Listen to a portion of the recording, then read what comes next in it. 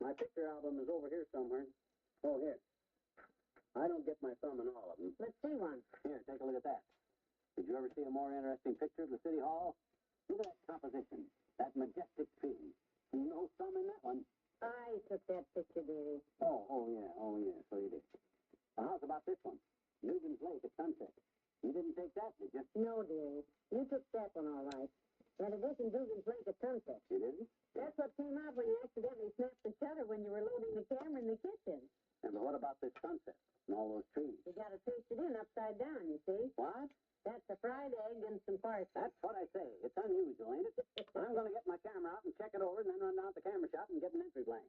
I'll need plenty of swim because, boy, when I start shooting pictures on...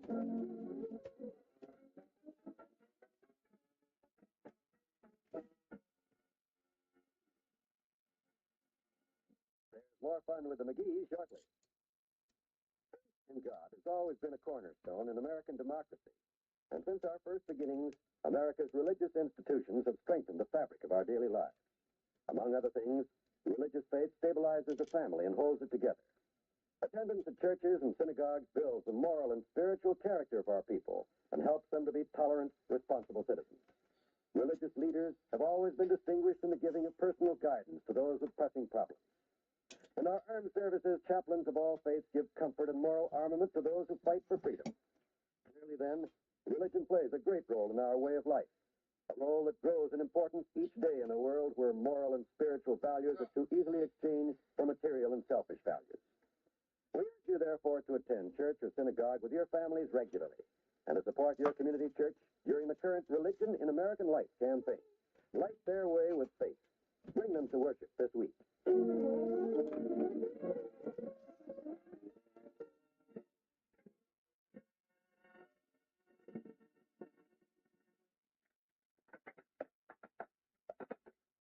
Oh, dear.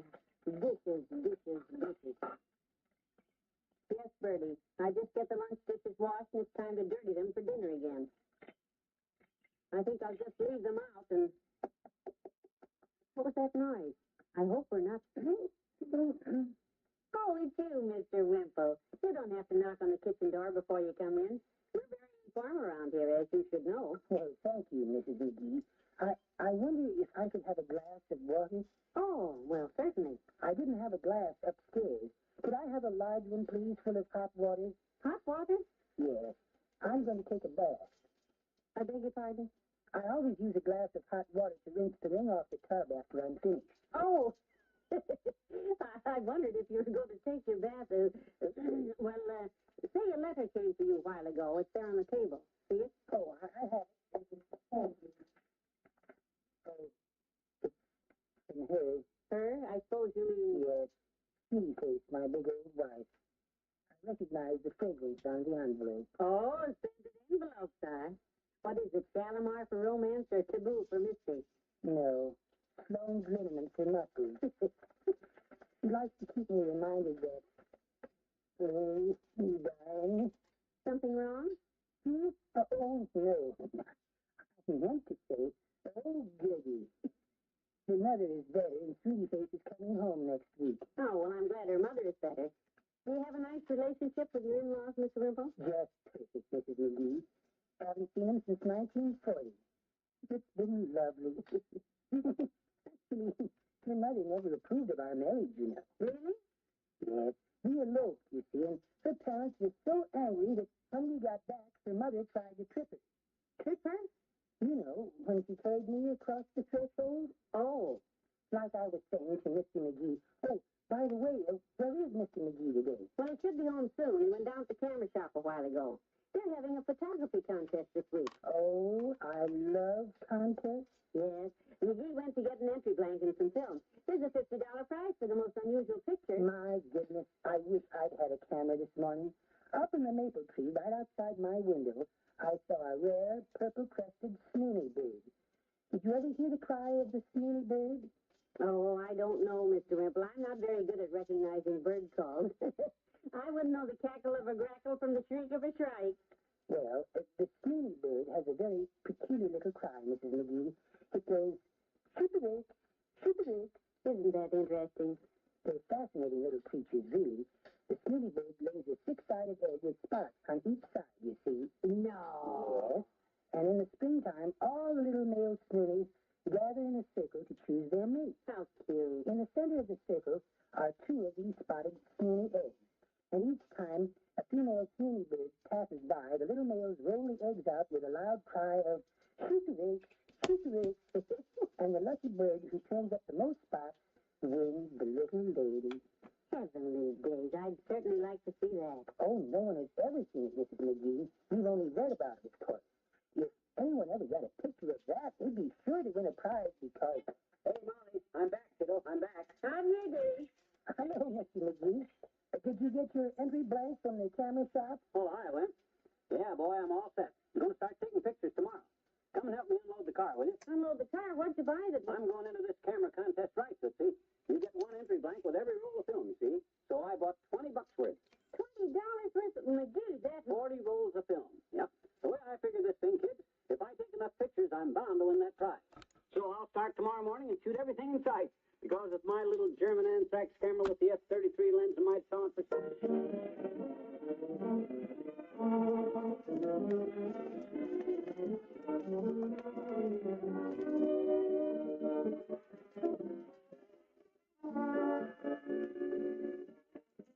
Say goodnight to Fibber and Molly in a moment. Here it is, the 1st of December already. Christmas is almost upon us, and if you're like me, I'll bet you haven't even started your Christmas shopping. It's always such an energy-consuming job to find exactly what you want. But we all seem to come through the Christmas season unscathed. Maybe it's because we all have a good American sense of humor. All of us enjoy the better things in life, but we take the bitter with the better and season it with a laugh. Radio entertainment helps chase your worries away, too. When you sit back and relax and lose yourself in the hilarious adventures of such comedy stars as the great Gildersleeve, you're just joining millions of Americans in a typical Wednesday night happy. Groucho Marx is another comedian radio listeners from coast to coast enjoy every Wednesday night. Why don't you make it a regular habit to set your radio dial to this same station every Wednesday evening for the best in comedy entertainment? Wednesday's Wonderful on the NBC Radio Network.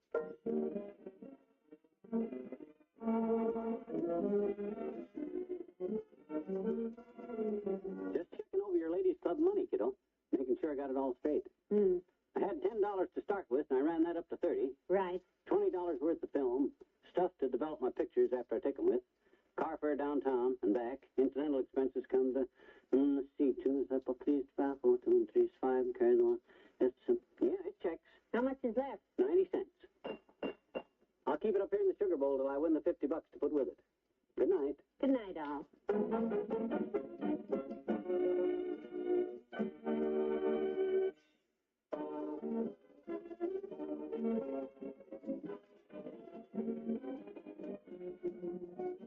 NBC and Tums have brought you the Fibber McGee and Molly program transcribed with Bill Thompson as Wallace Winston. This is John Wald inviting you to be with us again tomorrow night for another visit with Fibber McGee and Molly.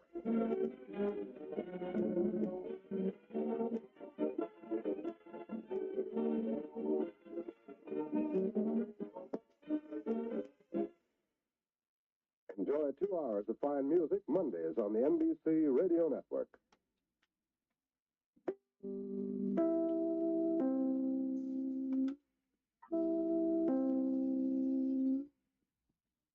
The Fibber McGee and Molly Show.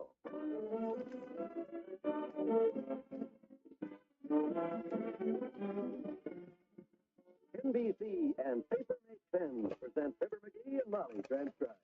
The show was written by Phil Leslie and Ralph Goodman and directed by Max Hudson.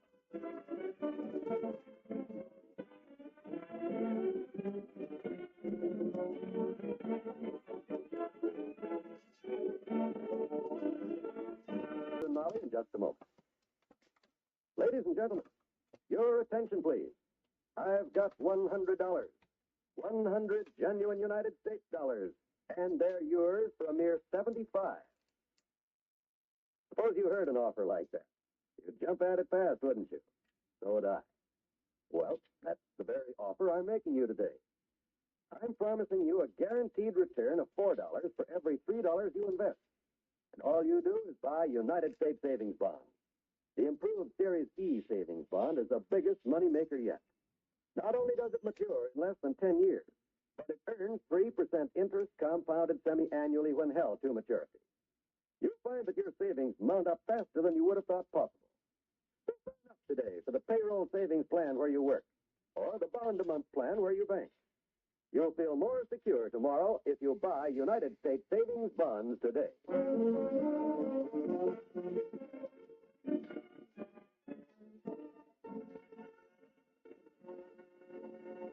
There's a candid camera fiend loose at 79 Wistful Vista today. He's been loping around the house all morning with a candid camera and a fiendish look, crying, Hold it, kiddo. Hold it. Gotcha. Oh, McGee, will you stop snapping my picture every time I turn around? I'll never get this housework done. Well, which is more important, Tootsie? The housework or that $50 prize the camera shop is giving for the most unusual picture of the week? Look, I've got an idea. Why don't you do the housework and I'll take your picture? That'll be the most unusual snapshot since Mr. Bell took Mr. Howell coming out of the Kodak factory. Hold it, kiddo. Hold it. Gotcha. Oh, that was a swell shot, Molly. McGee, will you stop it? My hair is a mess. This kitchen is a mess. Don't take pictures like that. That's the kind of stuff a good photographer wants, Molly. Real-life pictures like that win prizes. Pictures like that get the photographer killed, too. That one ought to be great. With that stack of dirty dishes in the background, your hair all mussed, and that dish mop in one hand and the dust rag in the other, that's terrific.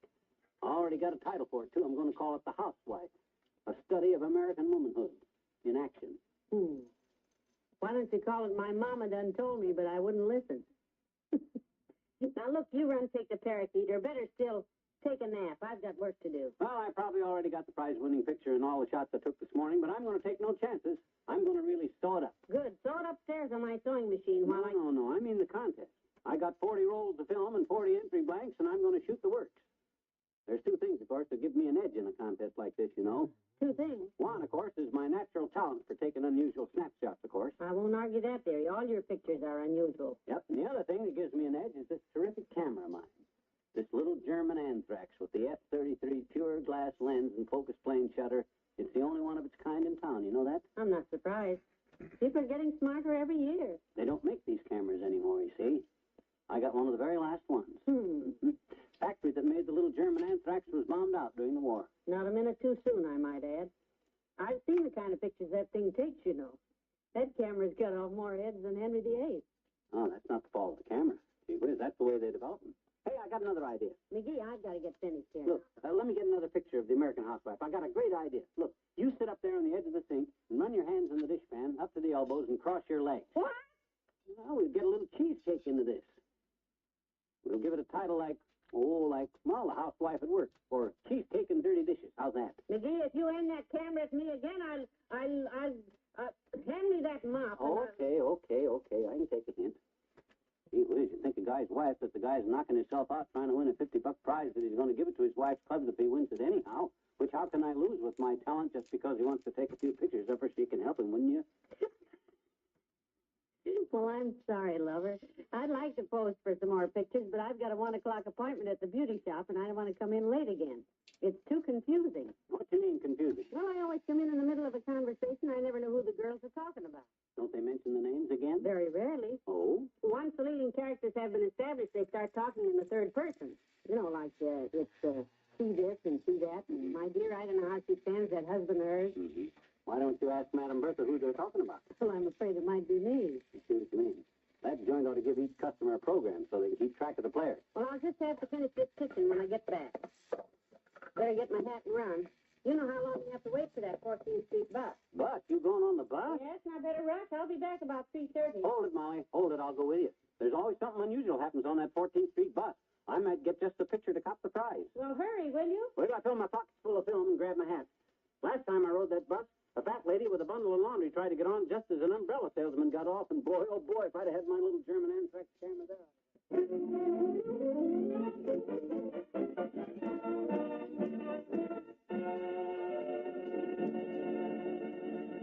Red one for the old-timer, black one for Wimp, green one for Teeny, a white one for Miss... What are you doing, McGee? Throwing away old Christmas ties? Christmas ties, I should say not. I'm deciding what color paper-made pen I'm going to give everybody for Christmas. That's a wonderful gift idea, dearie. Betcha. Everybody can use a paper-made pen.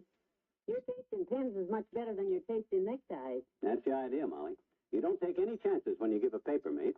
Why, if bankers approve paper mates and school principals approve paper color styling. And you get a free gift box with every pen. That's right, a free gift box. And you can get the pen and gift box everywhere for only $1.69. That's right. Paper-mate pens are sure to solve a lot of gift problems this year, aren't they? You said it, kiddo. Just about everybody that writes would like a paper-mate pen because paper-mate can't leak, can't smear, or transfer, and that's guaranteed.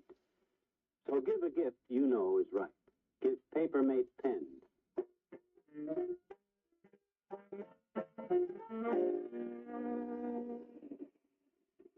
20 minutes we've been waiting for that bus. Where is he, anyhow? All the time's not being wasted, Molly. I've been shooting pictures right and left while we're waiting. I got... Oh, here comes the bus. Well, thank goodness. When you open the door now, you get on fast.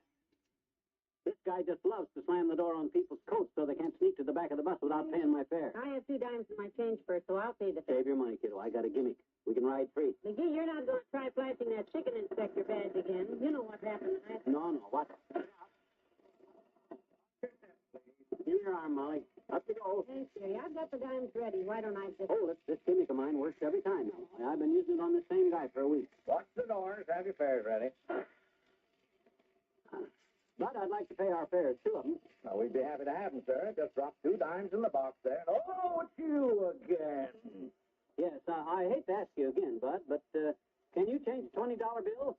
Seems like I got nothing but a 20 again. If you can't change it... Hold out your hand. Huh? I've been waiting for you, Max. Hold out your hand. Well, but gee, Here's your change, $20 worth in pennies. Yeah, but wait, I don't...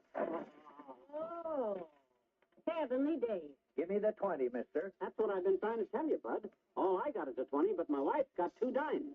Drop the dimes in, Molly. Oh, all right. What? So, I don't need your pennies, Bud. Here they are back. You dropped the rest of them on the floor. Oh, for the... I ought to... Come on, Molly, let's sit in the back. Hurry up. If I didn't have a schedule to make, I'd bust him right in the blow. Frankly, I wouldn't blame him if he did, dearie. That was a silly trick to pull. My goodness. It sure was. Nobody's going to put one over on me like that. Well, grab a seat. I'm going back in the back of the bus and take pictures. Yes, why don't you go in the back and go for a seat? Hello, Dr. Gamble. Glad to see you. Well, if it ain't the big round doctor with the little flat head. Hiya, Lumpy. Sit down, Molly. Thank you, Doctor. Yeah, you can sit on the outside 1.5 inches of the seat, Molly. The doctor's using the rest of it. Is that really all of you, Fatso? Thought you were holding a Blue Surge basketball in your lap. Oh, McGee, don't talk like that. I'm sorry, Doctor. As a matter of fact, you look lovely today, George. Thank you. Where are you going all dressed up with that white carnation in your buttonhole? Going to be a pallbearer for one of your patients? Again? No, but you're sweet to think so. I'm going to go raise the window and shoot some pictures, Molly. Call me at our stop. All right, dearie. Say, you are dressed up, Doctor. Yeah, I'm on my way to the library, Molly. Pick up Miss Callahan. Oh? We're going to the Cox Bar for lunch. The Cox Bar. Uh-huh. Is that the little place on Oak Street with the candles on the tables and the gypsy violin? That's it. I've been looking forward to this all week. I can imagine. They have the greatest triple-decker sandwiches you ever saw. Bacon, cheese, chicken, anchovies. Oh, it's sensational. Oh, how romantic. Hey, what's this snapshot routine your little man-child is engaged in? I'm leaning out the window there. Somebody give him a roll of film? Oh, far from it. You know, he has about $25 invested in film and stuff. There's a contest at the camera shop. Oh, say no more. You have my sympathy, as usual. Thank you, Doctor. I knew you'd understand. I suppose he's shooting everything in sight and making a general test of himself with... Hey, I'm getting some swell pictures out of that window, Molly. Be careful now. Character studies, mostly. Got a wonderful shot of a guy shaking his fist when we hit that mud puddle at the last corner. Elm Street, Max. Elm Street. I'm glad we don't get off there, McGee. They're tearing up Elm Street, and is it a mess? It's a sea of mud. I got my car stepped there yesterday. I don't know what this city is thinking of, tearing it up when there are so Hey, many... that woman up front's going to get off at Elm. I better get back to that window. When she steps off into that mud, I'll get a picture that'll be the greatest picture since... You know, he has a great feeling for humanity, that boy. Well, now, when he enters a contest, Doctor, he really goes all out. I mean, it isn't his fault that the lady has to step off in the mud. Elm Street. Watch your step, lady. Look at him back there. If he gets the picture he's trying to, it should be a dandy. Yeah, he wants to win that contest so badly. Hold it, driver. Wait, don't close the door. I'm getting off. Hey, what's the matter, Molly? Lady? Come on. Come on, Doctor. Get off with me, will you? McGee just fell out the window. Oh, dear, the poor lad.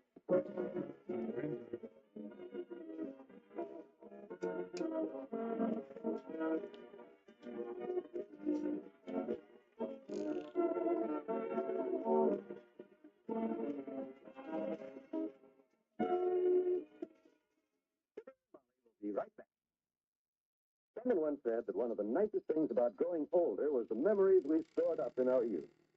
All of our memorable occasions are different, but all of them have one thing in common. They recall pleasure-filled times of days gone by. Every Thursday evening on the NBC radio network, one of show business's greatest entertainers, Eddie Cantor, digs deep into his memory book to recall little-known stories about the wonderful entertainers he has known down through the years. And when Eddie tells these stories, you'll be carried away in a nostalgic era of glittering entertainment. So make it a date to join Eddie Cantor for his show business show every week on most stations of the NBC radio network. And in addition to the Eddie Cantor Show Business Show, be sure to listen for the Roy Rogers Show with Dale Evans and Pat Brady, and for Father Knows Best, starring Robert Young in the title role. Thursday is another pleasure-filled night on the NBC radio network. So every week, be sure to set your dial to the station where you hear the familiar three chimes, your invitation to the best in radio entertainment.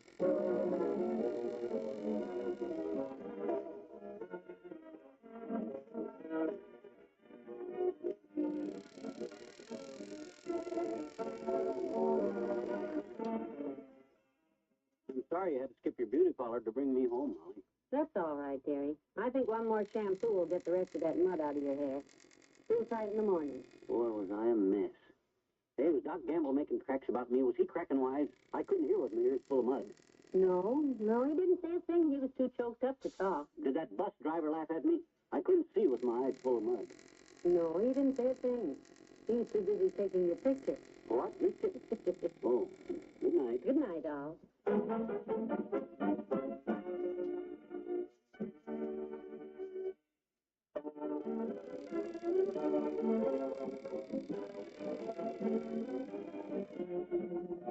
NBC and Paper-Mate Pens have brought you the Fibber McGee and Molly program, transcribed with Arthur Q. Bryan as Dr. Gamble and Joe Kearns as the bus driver. This is John Wald, inviting you to be with us again tomorrow night for another visit with Fibber McGee and Molly.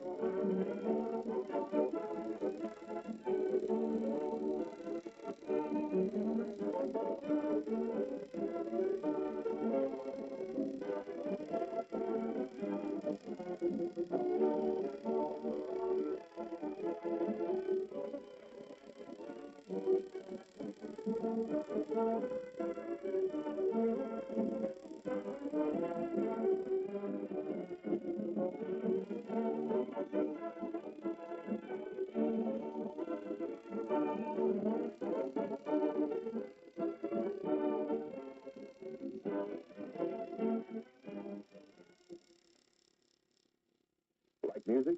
Enjoy it Mondays on the NBC Radio Network.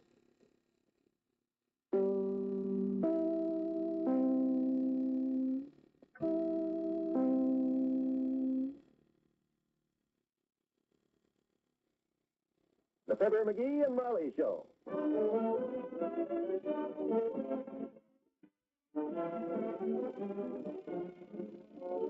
Every weekday at this time, NBC brings you Fibber McGee and Molly, transcribed. The show is written by Phil Leslie and Ralph Goodman and directed by Max Hutton.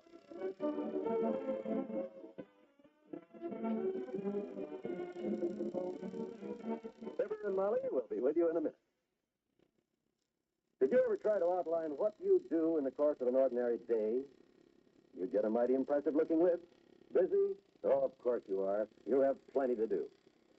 But just the same, someday soon, you're going to find time, you say, to go down to the Red Cross Blood Center or cooperating blood bank in your city and give blood. Perhaps next week.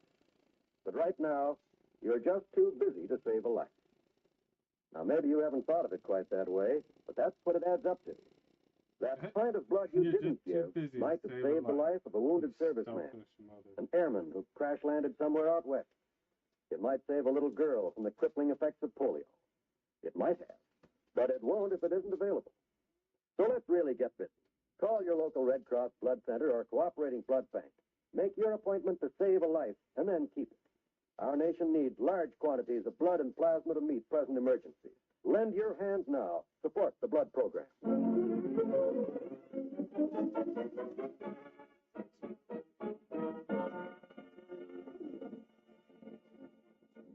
Mr. McGee of 79 Wistful Vista is up to his ears in a snapshot contest. He went downtown early this morning with his camera and a pocket full of film, and he's back home now triumphant as we join Fibber McGee and Molly. And I just happened to be there, Jerry at the rat hole, when she did it with my camera, Molly. I mean, I was there with my camera when she did it. I don't mean she did it with my camera, of course. I know. Yeah. Oh, what a picture. There she was in the middle of the street carrying the babies, and traffic was pretty thick, and the cop swallowed his whistle, so I got her picture with my camera. Oh, what a scoop. Whose picture? Whose picture did you get? With that camera, mine, Tootsie, I got all three of them, Eloise and both the babies. Eloise, who in the world is Boy, it? oh, boy, I'll cop that camera shop prize with this picture for sure. I'm telling you, when Eloise stepped across them streetcar tracks with her little tail in the air and them kittens in her mouth, traffic stopped for 3 blocks. Who is Eloise? Eloise? What, she's Kramer's drugstore's cat, naturally. Oh, naturally. Weren't you listening to me, Molly? I was trying to, dearie. I guess I don't listen fast enough. You'll either have to learn to talk slower or I'll have to have my ears speeded up. Well, I was downtown at 14th and Oak a while ago when I heard all this horn honking, see? Yes? I shoved my way through the crowd, hopped up on the hood of a parked car to get a better view, and there it was. All them cars skidding to a stop while Kramer's cat carried her kittens nonchalantly across the street in her mouth. Oh, that must have been a cute sight. Oh, it was. It should make a wonderful picture. You said it. If this shot don't win that $50 prize for the most unusual picture of the week, I'm going to trade my camera in for a tuba and blow my brains out with it. Are you sure you were the only one there with a camera? Oh, there was one other guy there, but just as he was about to shoot his picture, somebody accidentally ran into him, knocked the camera right out of his hand. Boy, was he sore. I can imagine. He even threatened to punch me in the nose. But that cop come over and broke it up. McGee, you don't mean you bumped the man and made him... You said it. For $50, kiddo, this is business. Oh, I can't wait to get this roll of film developed and get a gander at that prize picture. I'm going to take it upstairs to my dark room right now and run through the developer. By dark room, I take it you mean the closet in Uncle Dennis's room, where you ruined 6 rolls of film and 3 of my spare blankets yesterday. Well, that was an accident. The film all turned black because there was light leaking in some place in the dark room. It won't happen this time. Where was the light coming from? I forgot to close the dark room door. What about my blankets? Well, gee whiz, I didn't know that developing stuff would stain blankets. I'll take a towel in this time to wipe my hands on. Oh, boy, you don't learn how to develop pictures overnight, you know. Well, don't let anybody bother me, Tootsie. I'll wait till you see these pictures. That does sound like a cute picture he took. And the poor lad certainly deserves to win a prize the way he's been working at it. Funny. He hasn't taken a picture of me since we went to the World's Fair in Chicago. And yesterday he took 37 of them. Then he took them right upstairs to his dark room and ruined them. Oh, well. Set them on the sink, Mr. Oldtimer. How are you today? Just fine, daughter. Hi, Bird. Where's Johnny, daughter? I'm talking to her, Bird. McGee is upstairs in the spare closet. Oh, been a bad boy again, has he? No, he's... Oh, that's the way you gotta be with that boy, daughter. You gotta be stern. That's the way Papa was with us kids. When us kids was just kids, daughter. Really? Oh, when we got into trouble, Papa used to say to us, kids, he'd say. Kids what? We never heard the rest of it. When Papa spoke in that tone of voice, us kids just leapt out the window. What'd you say Johnny did, daughter? I didn't say he did anything. Yes, sir. When Papa hollered, us kids jumped. He wouldn't take no back talk, Papa wouldn't. Pretty firm, was he? Well, he did get a little flabby around the tummy in his later years, but he was pretty firm when I was a boy. Yes, sir. Papa ruled that house with an iron hand. An iron hand, huh? Yep. Started off a statue of General Custer one Halloween. Strung it home in his pocket. My goodness, you mean to tell me your father would deface a statue like that? No, he dehanded it, daughter. Saw the hand off. He always tried to... Say, how long are you going to keep Johnny locked up in the closet? All day? Oh, he isn't locked up at all. He went up there to develop some snapshots he took. Oh, pictures, huh? Yes, he has to develop them in a dark room, you see, so he went into the closet and closed the door. Well, now, that's a mighty fine hobby for the boy, daughter. You make him stay with it. Taking pictures, you mean, or developing them? No, sitting in a dark closet. Keeps him out of trouble. If he gets out, tell him hello. So long.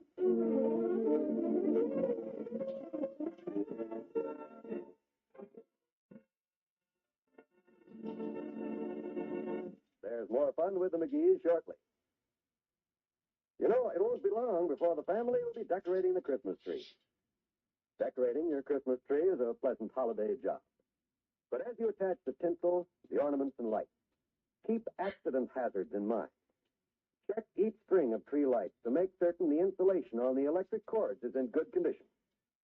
Every bulb on a string should be screwed tightly into its socket so that tinsel or other metal decorations can't cause short circuits.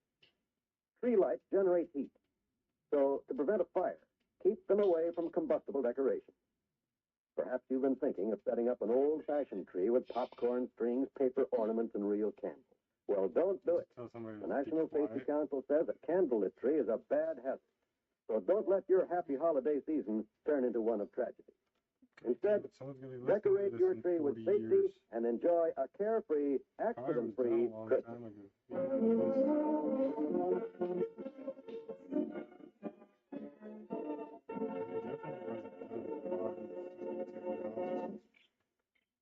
And there's your bird seed, and here's your fresh water.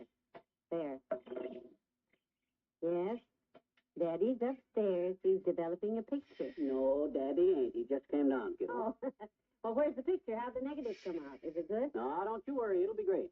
It's got to soak up there in the tray of water for a few more minutes before I can bring it out in the light and look at it. Well, I'm anxious to see it myself. I do hope it's good. Who's this? Come in. Anything, you Hello, probably have Pete. to Oh, it's you, Wimp. You don't need to ring the bell, Mr. Wimple. No. As long as you're a house guest here, you just walk right in and out like we do. yeah. Well, thank you, Mrs. McGee. I brought your mail in. Oh, thanks, Wimp. Let's have it. Here you are. You're too Just a loud. postcard. Oh, from Uncle Dennis McGee, bless his heart. Yeah, it's from California. The land of sunshine, they say. Says, Dear niece and nephew, am here in California, just drinking in the scenery. Glass at a time, probably. Just read the postcard, McGee. Oh, it says, am coming east soon and will pay you a visit. Wonderful, wonderful. Does he say when he's coming? No, it just says, had planned to drive back for Thanksgiving with a fellow named Reardon. Reardon. He turned out to be a crook, so I ditched him. You know me, I always like my Irish straight. Love, Uncle Dennis. Ah, dear Uncle Dennis. Yeah, I was thinking of him today. You know, I was thinking of you downtown this morning, Mr. McGee. What happened? Somebody blow cigar smoke in your face, Mr. Wimple? No, but if I'd had my brownie, I could have gotten a wonderful picture for you to use in that contest, Mr. McGee. Yeah, what was it? Well, it was the cutest thing. Down at 14th and Oak, a mother cat carried her two little kittens across the street while all the cars stopped. Yeah, it did, huh? A friend of mine told me later that he tried to take a picture of it, but some big clobberhead, those are his quotes, some big clobberhead bumped into him and ruined it. Isn't that terrible? Imagine anybody doing that. Very uncouth. I was down there myself this morning, Wimp. I had an even worse experience. I had a fellow with a camera in his hand threaten to punch me right in the nose.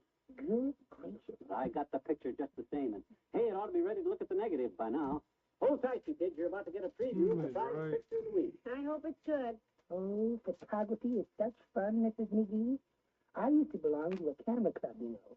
In fact, I was their prize photographer. Oh, I didn't know you were so talented. Prize photographer of the club, huh? Yeah. I was the photographer who photographed the prizes the other photographers run for their photographs. Well, if you I see it suppose with a sitting truly anywhere- negative personality, one can hardly... I got it, Molly. I got it. The negative is all dry, and it looks great. Haven't got a good look at it yet, but it looks great. Oh, I'm so glad. Hold it up to the light. Let's see the cat and the kitten. Don't touch it. Don't touch it. Get fingerprints on it. Let me see now. Which one is it? There's 12 on the roll, and I got... Isn't this it? Which one? Which one? There. So what? I can't quite make it out, but it looks like a big mangy cat carrying something in its mouth. Oh, no, that's no cat. That's the football coach from the high school. He always wears his raccoon coat. What's he got in his mouth? Looks like a kitten, doesn't it? That's Toots' dog. I forgot to turn the film. My prize winner's on here somewhere. Oh, here it is. Here it is. Here it is. I should have remembered it's the last one on the roll. Tiny? Oh, that's a good one, Look at Mr. this, McGee. it's silver. What is it? What is it? My gosh, it's as clear as a weatherman's picnic promise. Take a look at that, Molly. That is a good clear negative, McGee. Why? Look at those cars there. That convertible. No. That sedan. Stop them right in their tracks. Oh. And look at the bus. You can even see the people looking out the window. Just amazing. Ah, that's that little German anthrax camera, my kiddo. That F-33 pure glass lens really stops the action dead. Yes, it does. In fact, you stopped the action a little too soon on this one, McGee. What you mean? The kittens haven't come on the scene yet. What? I can't find the kittens anyplace. Are you sure? Well, they were right in the middle of the street. Hey, let's see that. Oh, of all that dad-ratted luck. Well, it's too bad. Well, they're there all right. That dad-ratted bus pulled right in front of me and spoiled the picture, just as I snapped it. I see it. I see the cat. Huh? Just your tail sticking out behind the bus. See there? The tail. That rat. That bus-driving rat. He done that on purpose. The bus I'll ran never over the spend cats another cent just on to them do buses technical again as long as photos. I live if I have to walk from here to East.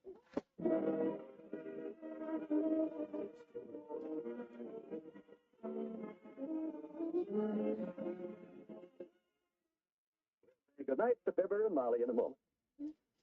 During the past quarter century, more listeners have enjoyed more radio programs on NBC than on any other network. What? Today, when you tune to the station where you hear the familiar three Yeah, NBC actually, charts, it's a- you're assured of hearing the No, I finest don't in know music, that drama, comedy, and mystery. Friday evening, there's laugh for your whole family when NBC brings you the Bob Hope Show and the Phil Harris Alice Faye Show. Special guest on the Bob Hope Show Friday will be one of your favorite motion picture stars.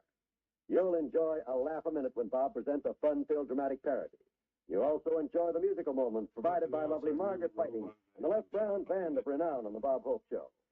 Later, when it's time for the Phil Harris Alice Faye Show, tune to this same station for the fast-paced mirth and music that makes Friday night one of the week's most listenable evenings. Yes, every Friday night you'll find an hour of stellar comedy and scintillating music on the Bob Hope Show and the Phil Harris Alice Faye Show. Hear them both on most stations of the NBC radio network.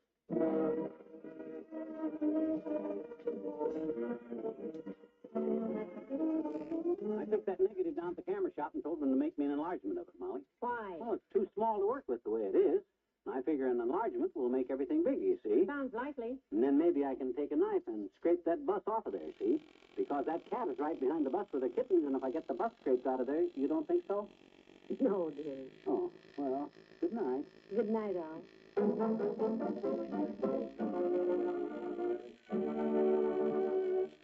NBC has brought you the Fibber McGee and Molly program, transcribed with Bill Thompson as the old-timer and Wallace Wilson. This is John Wald inviting you to be with us again tomorrow night for another visit with Fibber McGee and Molly.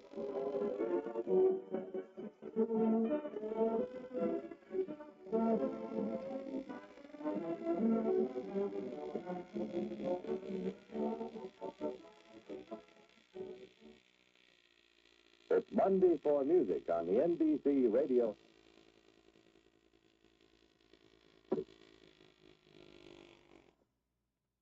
The Fibber McGee and Molly Show.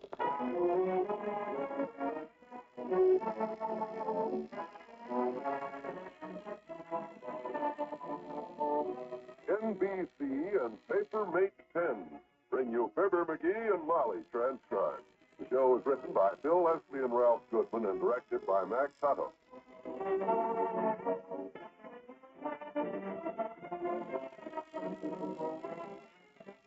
We'll join Fibber and Molly in just a moment. Within the next 5 years, millions of additional children will crowd the elementary schools.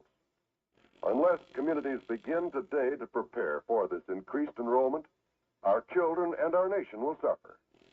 The kind of education your child receives must be a matter of vital concern to you. It will affect his whole life. It will determine his eligibility for college, his training for a job, his usefulness as a citizen, and his very happiness. If America is to provide enough teachers and enough classrooms so that our children can receive a decent education, each of us must take immediate steps to improve some of our local school systems. Hundreds of thousands of additional teachers must be enrolled. This means making the teaching profession attractive to young people, attractive both financially and prestige-wise.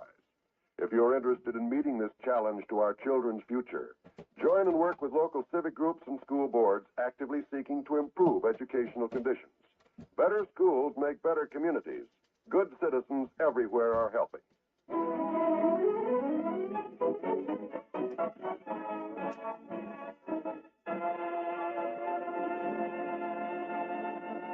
McGee, where are you? In the living room, Molly, studying this picture of mine.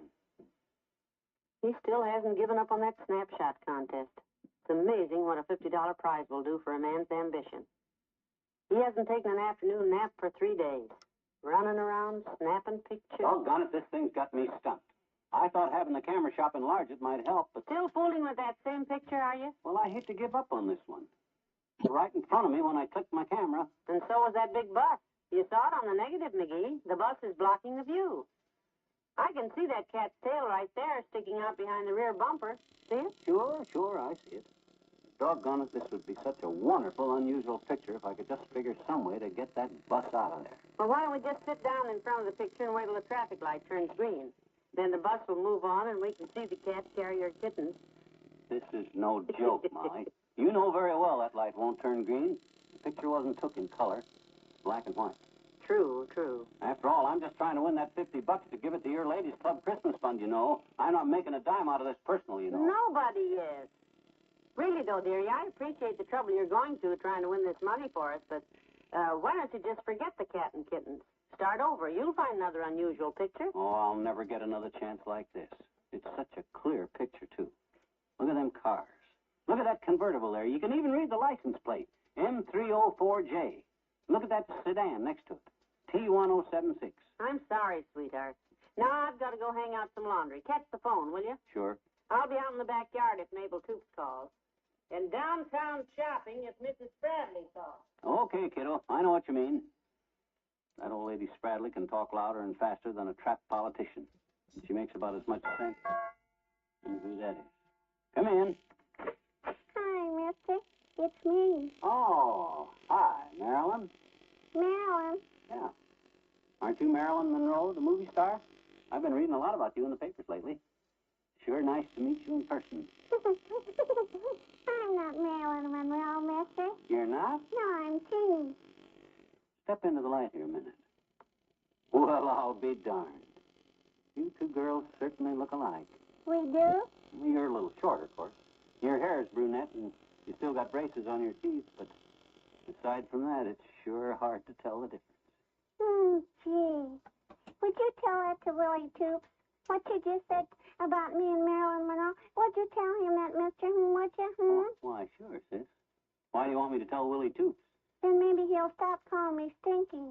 Oh, well, I'll put that on my list. Do it the first thing in the morning. Thanks, mister. Hey, I almost forgot what I came to tell you. A man is looking for you, Mr. McGee. A man? A man with a briefcase, like Mr. Wellman. The one he takes with him when he goes to people's houses to sell them insurance. Oh, now one of them guys. He asked me where you live. Well, I hope you didn't tell him, sis. The hardest thing to get rid of is an insurance salesman.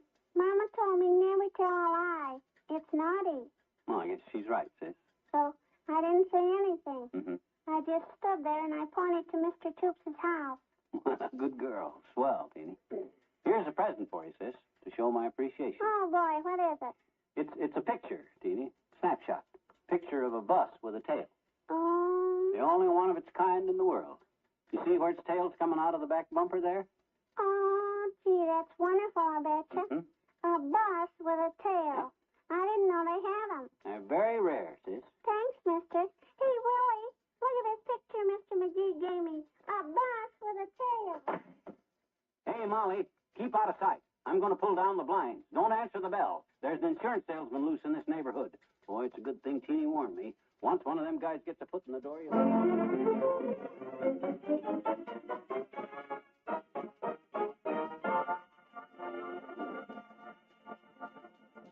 This may come as a bit of a shock to some of us, but do you realize that just 3 weeks from today is Christmas? Yank. How'd it get here so fast? That's how a lot of us are going to feel from here on in. But you know, there's a wonderful answer to a lot of our Christmas shopping problems. That's the beautiful, practical Papermate pen. Yes, Papermate is a pen that's approved by bankers and by school principals everywhere. The pen that can't leak. Papermate ink dries instantly, which means that your Papermate writing can't smear or transfer. And it means no more ink stains on your hands or clothes, which is a mighty important item, too. You can buy the Papermate anywhere right now, without a lot of bothersome shopping and waiting. You get a free gift box with every pen, and it still costs only $1.69. So just take a look at the Papermate pen in any one or all of its 7 beautiful color combinations and start checking the names off your Christmas list. It makes a handsome gift, a useful gift, and a much appreciated gift. So give the gift you know is right. Give Papermate pen.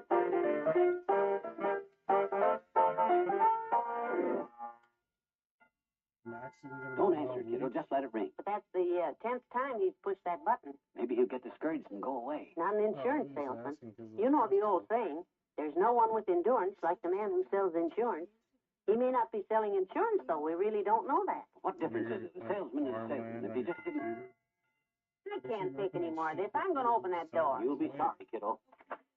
Yes? How do you do? I represent... We don't want any, Si. Whatever it is, we got a closet full of it now. Try across the street. I think you'll be interested in what I have to say, Mr. McGee. If I may step inside a minute... Don't cross that threshold, Buster. I'll talk to you where you darn are.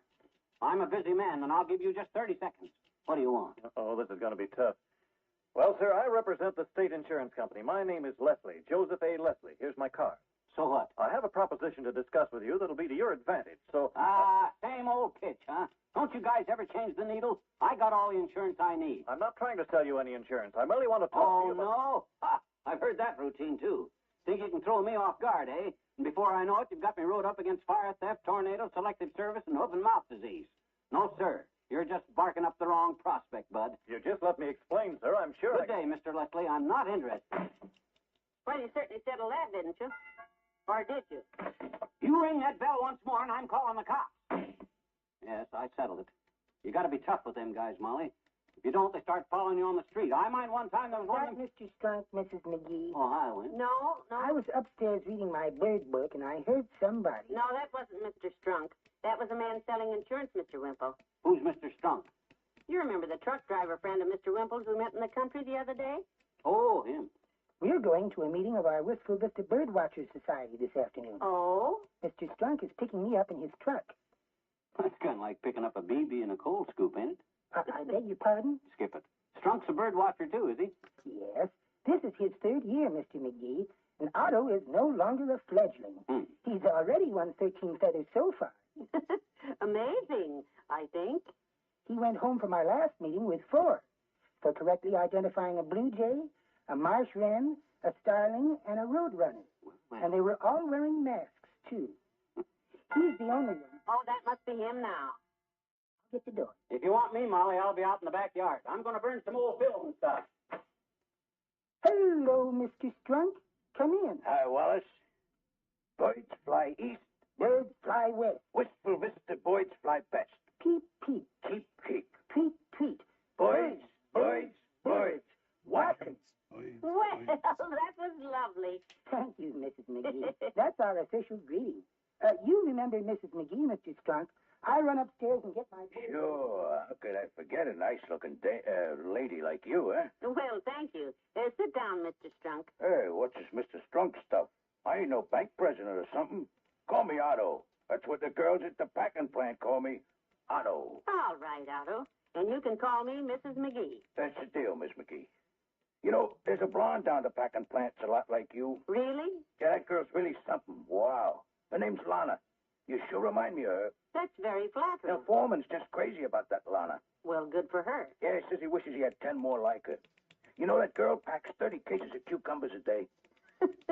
Sounds like a talented girl. You hear that? You're kind of built like her, you know? Good and solid. Kind of powerful like. Well, I never thought of myself as being powerful. Thank you very much. You ever considered packing cucumbers, Miss McGee? Everybody's You can make impressed. good dough, especially if you was fast like Lana. No, Strunk, what's new? Hi, Mac. I'm just picking Wallace up for the meeting. I was out back burning some junk, Strunk. A lot of old film and stuff from a contest I'm in. Did you clean out your dark room, dearie? The whole mess. I'll take my camera tomorrow and start all over because I'm That reminds me, Mac. Was that insurance guy here to see you? Insurance? You mean that Joseph Wesley? Yeah, that's the jerk. Asked me where you lived. I threw him out. Good thing you did. I knew there was a catch to it. A cat? Yeah.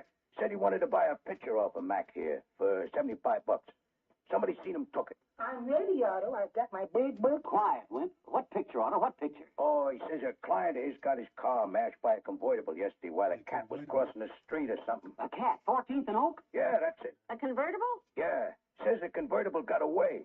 And if he could get a picture with a license number on it, he was going to pay the... Hey, Molly, the incinerator, the negative. Oh, no, hurry, quick. Come on. Gracious. You know, Wallace, the more I watch people, the better I like watching birds.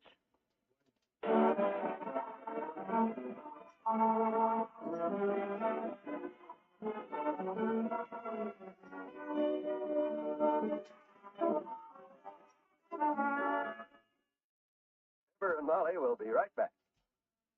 Another weekend is here. Time for most of us to rest up from a week of hard work. And for wonderful relaxation, there's nothing better than sitting back in your favorite easy chair with a good book or a new magazine as you listen to the great entertainment on the NBC radio network. We here at NBC find that more and more people are catching up on their reading while listening to the radio. Over the weekend, you'll find a host of wonderful programs for your listening pleasure. Be sure to tune to NBC for such great shows as the NBC Symphony Orchestra, The Marriage with Hume Cronin and Jessica Tandy, the NBC Star Playhouse, Stroke of Fate, Last Man Out, and The Six Shooter, starring Jimmy Stewart. You'll find that the spot on your radio dial where the familiar 3 NBC chimes ring out is the place where you'll hear the best in pleasure-filled radio listening. So always tune to those familiar chimes. They're your invitation to join us and be fully entertained by top comedy, drama, mystery, and adventure on the NBC radio network.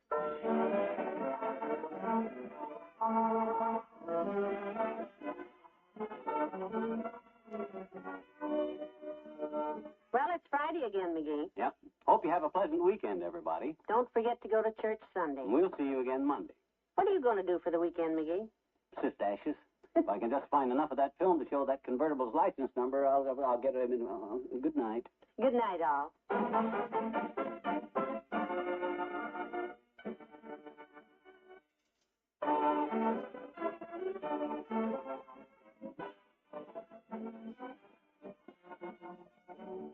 NBC and Paper Mate Pens have brought you the Fibber McGee and Molly program transcribed with Bill Thompson as Wallace Wimple, Jack Moyles as Otto, and Bob Bruce as the insurance man. This is John Wald inviting you to be with us again next Monday night for another visit with Fibber McGee and Molly.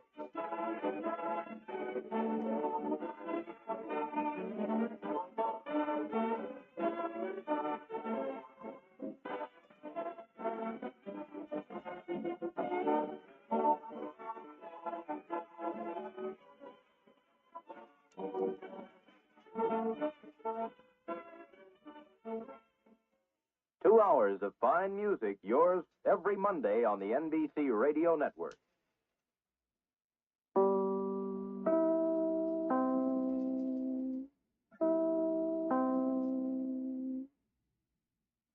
The Fibber McGee and Molly Show.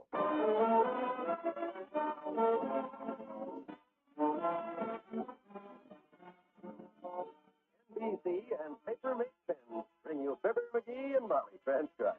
The show is written by Bill Leslie and Ralph Goodman and directed by Max Hudson.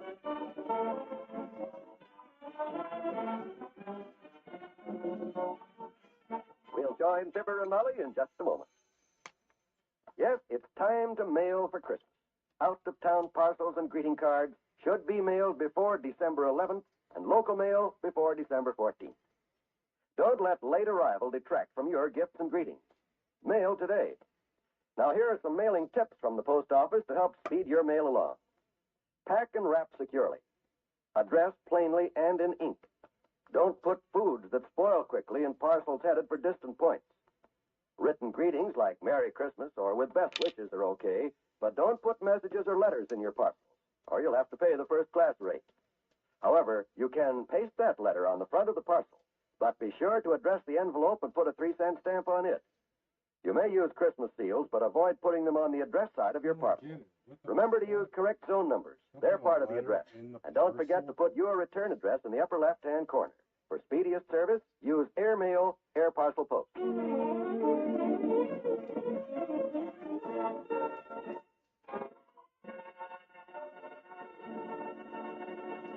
Well, Mr. McGee had high hopes of winning a snapshot contest last week, and boy, was he busy. 118 pictures he took, and one of them turned out nice and clear. Unfortunately, it wasn't a very interesting picture, just a lot of cars and a traffic jam downtown, so he gathered up all his films and threw them in the incinerator. That was a mistake. Of all the dirty, rotten luck. Couldn't find it, huh? I sifted through them ashes 6 times and not a trace of that negative. Burned to a crisp. Oh, dear. Dad, rather, here's that insurance company just begging to pay me $75 for that picture, and when did they tell me? After you burnt it? Right. If I could have just found a little piece of that film even. Just enough to show the license number on that convertible that caused the accident. That's all I wanted, just the license. The convertible. I know, dearie. $75. Doggone it, why'd I have to go burn up them negatives anyhow? What was my stupid hurry? You're just impulsive. My gosh, I'm not that crazy about fires. Maybe it was fate. Fate? Yes. Maybe you're just not meant to have $75 in your hand all at one time. Oh, what the... Maybe you'd have run out and bought a new fly rod, and dashed out to Dugan's Lake and gone fishing and stood up in the boat and turned it over and fell in the water and got pneumonia. Oh, I wouldn't have never done any such a thing. Fishing season's closed. If you had, though, it could have been serious. Teeny's in school now, and she wouldn't be there to pull you out like she did the last time. Teeny? Yeah, Teeny. Sure, Teeny. Yeah, her. Teeny. You remember it was only 2 feet deep and she waded out? No, that ain't what I mean. Grab your hat. Grab your coat. We may get that $75 yet. What are you talking about? You just told me you burned up the negative. Yeah, but do you remember that enlargement I had to make? Trying to find the cat and the kittens in it? The one where the cars were so clear? Yes, but I thought you burnt that, too. No, sir. I gave that to Teeny. Friday. Oh, boy, I forgot all about that. Oh, I've got my hat and my coat. Come on. School is just letting out. We can catch her at the gate. Get the car out. Okay, but are you sure you want to wear that hat to the schoolyard? Why not? It's cold out. Well, I don't know if that'll keep your head warm, but it sure ought to panic the youngsters. What you mean? That's a lampshade. Never mind the petty details. Come on, I'll go bareheaded.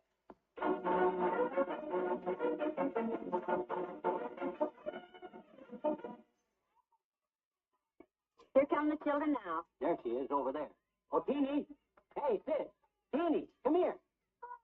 Mr. McGee. Hi, Miss McGee.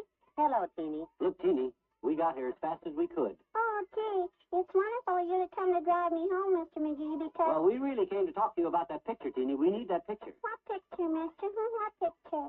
The one I gave you Friday. You know, the one with all them nice shiny cars in it. That convertible. Oh, boy. That was a wonderful picture, I betcha. I traded it to Freddie. Freddie. Freddie Fuller. I traded it to him for Spider. A spider? Heavenly days. Isn't that little Freddie Fuller over there kicking that teacher? Yeah, that's Freddie. He does it all the time. She don't kick back like I do, so... He just ran around the corner. Come on, hurry up, Molly. Wait a minute. Don't you want to see my spider? He does Probably it have a again. stroke campus without a SWAT team. There he is, kiddo. Freddie. Freddie Fuller, just a minute. You better not touch me. I bite. I kick, too. No, we won't Why, hurt you, you're not Freddie. gonna Don't you remember me? I'm kidnapped? Mrs. McGee, and this is Mr. McGee. Hi, Tell Freddie. little fucker to Look, bite. Freddie, we want to talk over a business deal with you, Freddie. Yes, we just spoke to Tinny, and she told us you've got something we want. So, you see... Oh, why did you say so? I got 3 left. You can have your choice. 3? Yeah, a black shiny one with long legs, a furry one, Fucking and a fat spiders. green one with a broken tooth. You can have that one at a discount. Here they are. Take your pick. Ooh. Wow. Boy, I've been around a lot, but I never thought I'd ever meet a used spider dealer. Well, do you want them or don't you? No, we're not interested in buying a pet right now. Put him back in your hat, Fred. What we want is that picture Teeny gave you yesterday. You know, the one with all them nice shiny cars. Oh, that old thing? I sure got stung on that deal. Couldn't trade it to anybody. We'll give you a quarter for it. Nobody wanted it. Not even that dumb Bobby Tierney. A half a buck. And you know that Bobby Tierney, he'll take anything. We'll make it a buck, a whole dollar. So I just threw it in that trash can over there. I'm not... What did you say? You mean you're going to give me a buck? He must mean that big trash can across the street there. You stay here, Molly. I'll get it. Hurry, McGee, he's gaining on you. Run.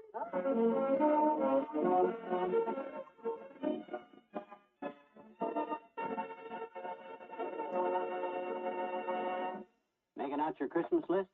Got a lot of names on it? Well, here's a tip from the McGees.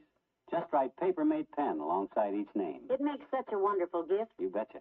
First of all, it's easy to shop for. You can buy a paper-made pen almost anywhere. It's beautiful to look at. Paper-made comes in 7 different color combinations. And a free gift box comes with every pen. Don't overlook that. Your paper-made pen in its gift box costs only $1.69.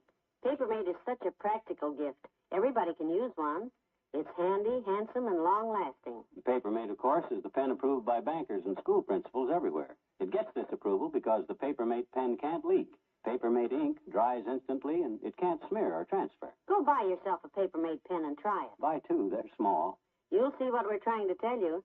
The pen that's approved by bankers and teachers and millions of users will be approved by everybody on your Christmas gift list, too. So give a gift you know is right. Give a paper-made pen.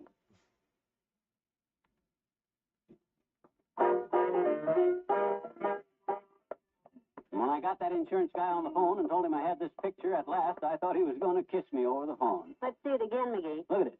You ever see a clearer picture in your life? There's the convertible that caused the accident. You can read his license just as plain. Look at that sneak trying to get away. Yeah, he would have, too, if I hadn't have been Jerry at the rat hole with my little camera. $75 that camera's going to make for me, for us. For my ladies' club Christmas fund, to be exact. Yeah. I told you I'd run that dough up for you, Tootsie. When I add this $75 we're going to get to what we already got put away in the sugar bowl, how much will we have? $75 plus what we have at home makes $75.90. Well, $75.90 ain't hay. And I'll prove one thing. I'll prove to them ladies' club friends of yours that the safest place to put your money is have McGee invested. Mother is proud of you, dearie. As soon as you get this $75, we'll go invest it in the bank because I'm taking no chance. Come on, here's the insurance company. What's this man's name? J.A. Leslie. Lucky I saved his card when I practically threw him out of the house the other day when I thought he was just a salesman. Here's his office. Good afternoon. Hi. My name is McGee, sis. F. McGee. I got a deal on with Leslie. J.A. Ian? Oh, yes, Mr. McGee. Mr. Leslie's expecting you. How is old J.A. anyhow? Oh, just fine. He's been made vice president, you know. My goodness, he never told you about that, did he, F.M.? Oh, this is my wife, sis. Yes, M. McGee, but you can call me Molly. Thanks. My name is Susan. Say, I was just admiring that dress of yours, dear. It's beautiful. Oh, well, thank you. I got it at the Bonton, the Paris room. Really? I shopped there, too. That's where I got this purse to match my alligator shoes. I went all over town before... yes, dearie, what is it? Before you start that long yarn, how's about letting this girl buzz old J.A. on the buzzer and send me in, huh? I'm a busy man. I haven't got all day.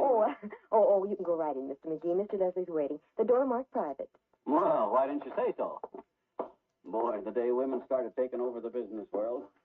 Don't get up, J.A. McGee's my name, F. McGee. I brought the picture, and I'm ready to do business.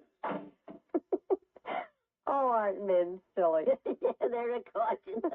I suppose J.A. is the same as F.M. You know, big business. Holds a board meeting before he decides what tie to put on in the morning.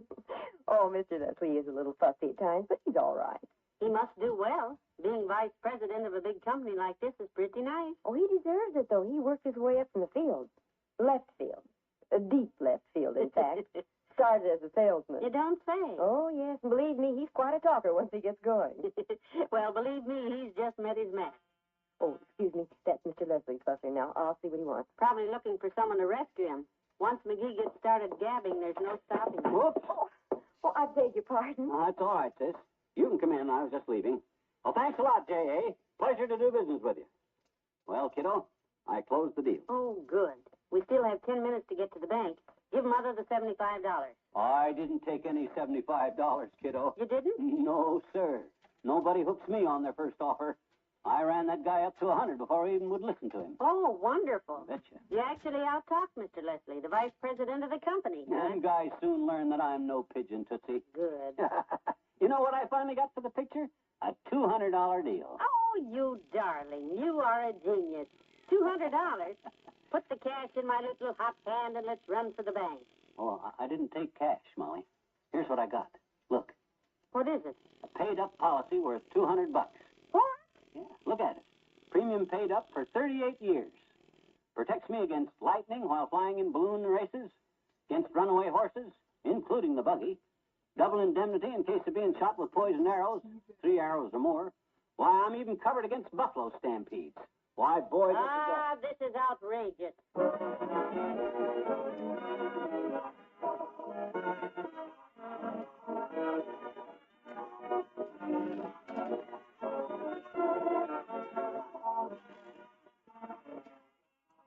Fibber and Molly will be right back. Tuesday evenings, you'll enjoy the Mystery and Adventure program scheduled on the NBC Radio Network. There's thrill-filled listening when William Gargan stars as Barry Craig, the confidential investigator with a penchant for getting himself involved in high adventure. If you like a chuckle with your mystery, then we'll recommend Rocky Fortune to your listening schedule. Frank Sinatra is Rocky Fortune, and he's always getting into more trouble than he bargains for. There's mystery and comedy wrapped up in a program. Rocky Fortune, Tuesday night. For true stories of your police force in action without the histrionics of fictionalized drama, tune to Dragnet. Quietly and patiently, the police officers on Dragnet follow an actual criminal from the perpetration of his crime to his final sentencing by the courts. Dragnet is true, intriguing, factual entertainment direct from the files of the Los Angeles Police Department. Hear Dragnet on the NBC Radio Network tomorrow and every Tuesday evening.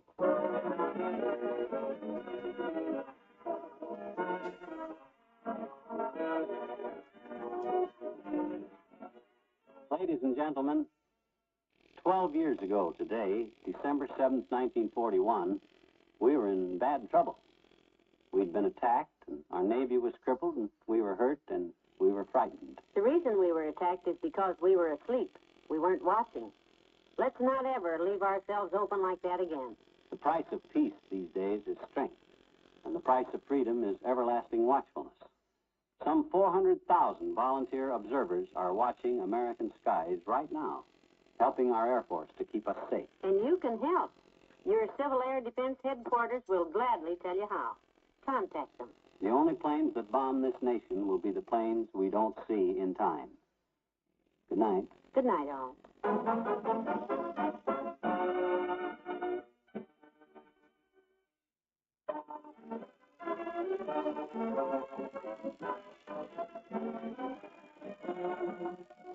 NBC and Paper Make Pens have brought you the Fibber McGee and Molly program transcribed with Stumpy Singer as Freddie Fuller and Marion Richmond as the secretary.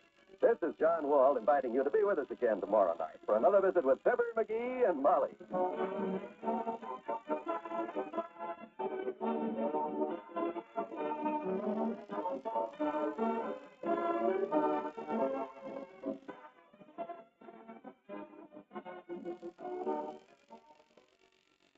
Today it's music. 2 exciting hours of fine music on the NBC radio. Exciting hours of fine music on the NBC radio. The Fibber McGee and Molly Show.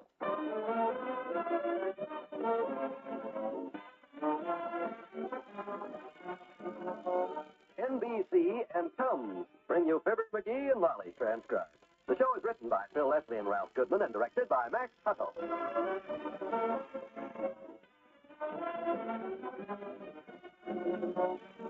Fibber and Molly will be with you in a minute.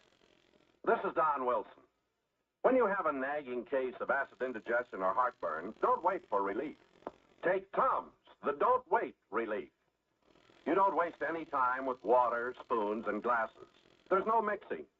Just eat 1 or 2 pleasant, minty-tasting Tums, and relief is on the way. Tums are a safe relief, too. They are not water-soluble, therefore there's no danger of over-alkalizing. No acid rebound.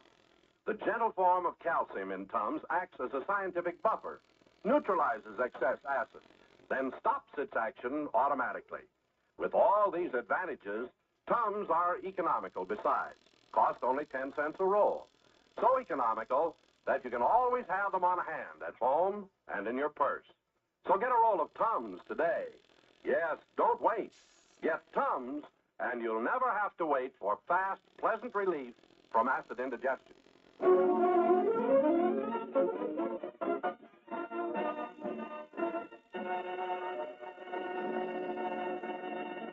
Did you ever see it to fail?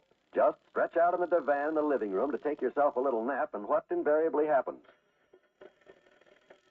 That's what happens. And Mr. McGee's a little displeased about it, too. Ah, for the love of Pete. I'm coming. Hello? Who? No, you got the wrong number, bud. Look it up in the phone book. I'm trying to take a nap. Doggone inconsiderate people. Who was that on the phone, McGee? Wrong number. Who'd they want? Fire department. The minute I try to take a nap, Stay as long as you're on your feet. Would you mind bringing up the clean laundry out of the hall? I'm changing the bed linen. I'm sorry, kiddo. I'm already lying down again. If I was up, I would, but I can't. I'm down. Oh, pardon me for asking. Oh, that's okay. I certainly wouldn't expect you to get up off your back just to bring me the sheets to put under your back tonight. Well, gee, you didn't have to make a special trip downstairs just to get that clean laundry, Molly. I didn't, huh? No, you've been running up and down all morning anyhow. Why didn't you wait till you had to come downstairs for something else? Then you could have took the laundry up and it would... Get that, will you? I'm trying to rest. Yes, Master. If it's for me, tell him I'm out. Yes, Master. 79 Wistful Vista, Molly McGee speaking. No, I'm sorry, he's out. Who's calling? I see. Well, try later in the day. He may be in. Goodbye. Well, I'll take the clean linen upstairs and get back to work because a woman's work... Hey, wait a minute. Who was it for? Me? Yes, the operator asked if Mr. Fibber McGee was there, and I said no, Mr. McGee is out like you told me to. The operator? Well, who was it? I don't know. She just said Washington, D.C. was calling Mr. McGee, person to person. Washington, D.C.? Well, anything I can do to keep you from getting up off your... Yeah, but gee whiz. I mean, well, my gosh, gee whiz, I'd have talked to Washington. I just follow orders, Master. Oh, sure. If you say you're out, you're out. They'll call back if it's important. Maybe you'll feel like answering the phone the next time. Yeah, they'll call back. Wish she hadn't been so doggone accommodating in the first place. My gosh. Washington calling Mr. McGee. Boy, them guys can sure use me. I've been mailing suggestions to the government for 20 years, and it looks like they finally got smart enough to realize that they need me. Come in. Hi, Mr. McGee. Hi. Ah, hello there, Teeny. Adios, muchachos, sis. Hmm? I says, adios, muchachos. That's French for what's new. Oh. I didn't know you could talk French, Mr. McGee. Oh, sure, Teeny. I know all them foreign languages. Traveled a lot when I was a young fella. Always on the go. Gee, where'd you go, mister? Where'd you? Oh, every place, sis. Why, some days I'd have breakfast in France, lunch in Spain, and dinner in Italy. That's how I got to be a gourmet. A what, mister? A gourmet. That's a guy that knows how to complain about the check in any language. Oh. See, I'd like to eat in all those places, I betcha. The Italian food is my favorite, sis. Yes, sir. Give me a good pizza anytime. A good pizza what, mister? Candy? No. Just a good piece of pizza. That's what they call them cheese pies they make. Pizza. Oh. You've probably seen a picture of that factory in Italy where they make them. Kind of a tall, round building. The Leaning Tower of Pizza, they call it. Oh, sure. I got a picture of that in my geography book, mister. Yeah. Wait till I tell my teacher what they do in there. Big pies out of cheese, huh? Oh, boy. Will she be surprised? Yeah, I expect she will. Oh, I could teach you a lot of stuff like that, sis, but I haven't got much time right now. I'm expecting an important phone call. Government stuff. Oh, boy. Mm-hmm. Are you in the government, Mr. McGee? Are you in it? The government? Hmm? Not yet, but I may be. May have to go out of town soon on a secret mission. Are you going to be a G-man? Oh. I love G-men. Well, Stick 'em up. Bang, bang. Another spy bit the dust. Oh, boy. A G-man. well, I'm not at liberty to divulge the details yet, Teeny. I must urge you to keep this information in the strictest confidence. Hmm? I says don't blab. Are you good at keeping secrets? Oh, yeah. Sure I am, I betcha. Good. I keep secrets just wonderful. I know a secret about my mother's scissors. Would you like to hear it? Well, if it's a secret, I don't know whether you ought to tell me or not. What do you think? I think you ought to know this secret. Oh? In case you want to water your lawn. What's watering my lawn got to do with your mother's scissors? Willie Toops just cut your hose with them. What? That's our secret. Why? So long, mister. Well, for the... Hey, Molly, I'm going over to Toops's. You know what that Willie Toops did? He took a pair of scissors and he cut my...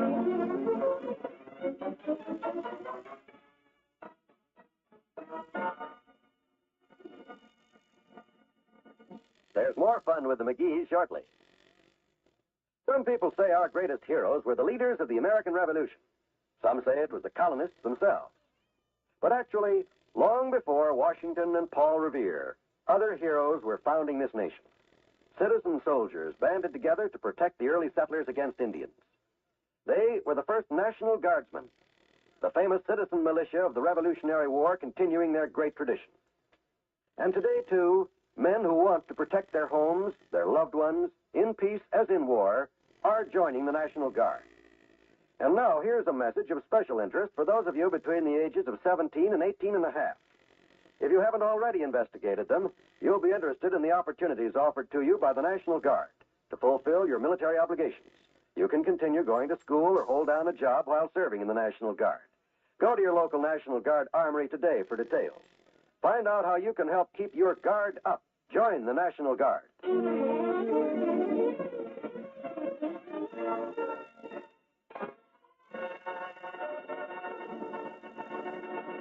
I'm back, Molly, from Toops's. Did Washington call? Did they call back yet, Washington? Not yet. You're only gone 5 minutes, you know. Hmm. What did Mort Toops say when you told him about Willie cutting up the hose? Nothing. He just stood there in the door and laughed his head off. No, really? He'd like to split. I took it over to show him. It's in 6 pieces. 6 pieces. Every time I showed him another piece of hose, he just laughed louder. Heavenly days. I got all the pieces here in this sack. What'll I do with them? Well, you should have left them on his porch. Well, he was having such a good time, I didn't have the heart to tell him it was his hose that I borrowed last summer. No. That kid. Hey, was that the phone? Did the phone ring? I didn't hear a thing. Me neither. Doggone it, I wish they'd hurry up and call me back. Speaking of the phone, I better call the grocery store and give them our order. Oh, no. Don't touch that phone. You got to keep it open, Molly. I'm taking no chances on missing that call again. But, McGee, we have to eat tonight. We'll eat out. Just keep the phone clear till that call comes, that's all. It's a deal. Boy, oh boy, some of the ideas I got for solving what's wrong with the government are just terrific. You know it, Molly? I'll bet. Yes, sir. Like you take the biggest problem Eisenhower's got right now is trying to balance the budget. I got an answer for that so simple it scares me. How would you balance the budget? Look, what do you need to keep inside a budget? Money, right? Mm-hmm. If you make enough money, you got no problem, right? Well, yes, that's right. And how's the government make money? They print it. So we merely cut out the taxes, fire all the tax collectors, hire more printers, and keep printing money. I'm telling you, they'll be dancing in the streets when they put my plan through because the people of this country... Hold it, Mr. Baruch. Come in. Oh, hello, Dr. Gamble. Hello, Molly. Hiya, Leadhead. Hi, Bacon Bottom. I'd ask you to sit down, but... Listen. Huh? Listen for what? The phone. I thought I heard the phone. He wants you to know he's expecting a call, Doctor. Washington. What? Oh. It's important, Doc. The government's trying to reach me. I'm expecting a call any minute. Oh, cut it out. Why would the government call you Flaplip? They didn't call him Flaplip, Doctor. They called him Mr. McGee. I took the message myself. They said they'd phone later. Might be any one of a number of things they want me for, Doc. Like tax evasion, you mean? Oh, I pay my taxes, you know that. I'm talking about they probably want my help and advice on some of their problems. Them guys could use me in the White House, Fatso. For what, a doorstop? Ha! Okay. Crack wise, deride. But you'll see. I got plenty of ideas for how to run this government. Oh, he's full of ideas, Doctor. Very free with them, too. My whole family's always been very generous with advice, Doctor. As a matter of fact, one of my ancestors, Pierre McGee, was advisor to Napoleon. That was at Waterloo, I suppose? You betcha. It might interest you to know that the Wright brothers, Wilbur Wright and Orville, they got advice from my father. No. We have a copy of the letter put away, Doctor. You betcha. He advised them to knock the wings off of it, put 4 wheels on it, and make a buckboard out of it. Said they'd never get it off the ground. And they wouldn't have either if they'd listened to him. Well, I wouldn't fret too much about this phone call being a plea for you to come take charge of the government, Dream Boy.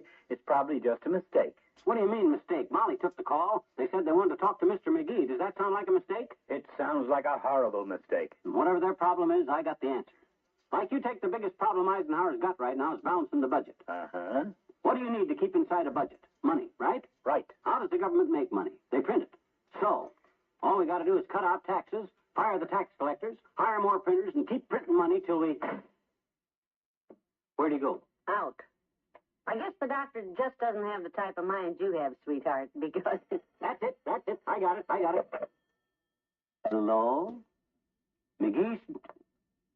Oh, hi, Herb. I thought you were Washington. Yeah, the government's trying to get hold of me, and I don't want to tie up the phone too long, Herb. Big deal. Oh, you don't have to hang up yet, Herb. Don't want to tie up the phone, he says. You see, they got some problems in Washington, and they know I got the answers, Herb. I think it's probably my plan for balancing the budget that they need the worst. You see, all you need to do to balance the budget... I might as well head for the grocery store. This may take all night.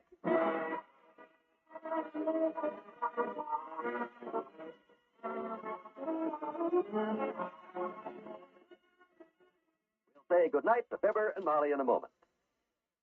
We know you enjoy the pleasure-filled comedy shows presented every week on the NBC radio network because of the many letters you send to us telling us so. And that's why we always call your attention to the fact that these programs are on the air.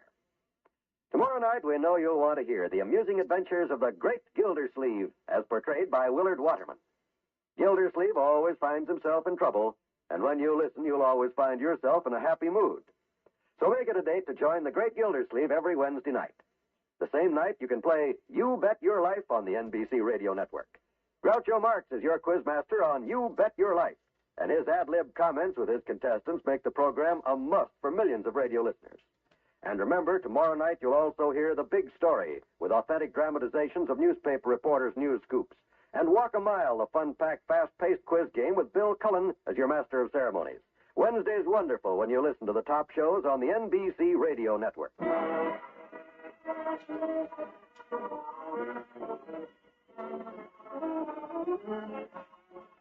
on it, I guess Washington's not going to call now till tomorrow, Molly. I'm afraid not. I hope they weren't trying to get me while Herb had the phone tied up while I explained how to balance the budget to him. What time is it now in Washington? Well, I'm not sure. It's either 2 a.m. or 3 a.m. Come to bed. Okay. They'll call tomorrow. Good night. Good night, all.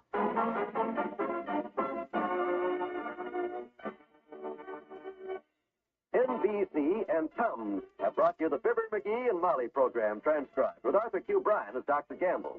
This is John Wald inviting you to be with us again tomorrow night for another visit with Fibber McGee and Molly.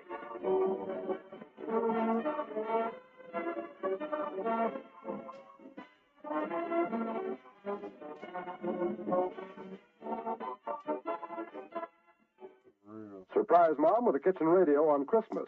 She'll keep it tuned to the NBC Radio Network.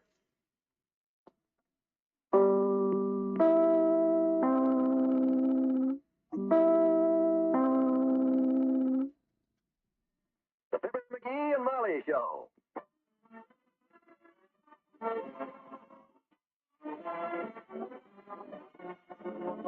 NBC and Paper Mate Pens bring you Fibber McGee and Molly transcribed.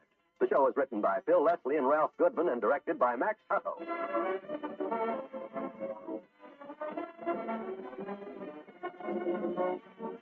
We'll join Fibber and Molly in just a moment.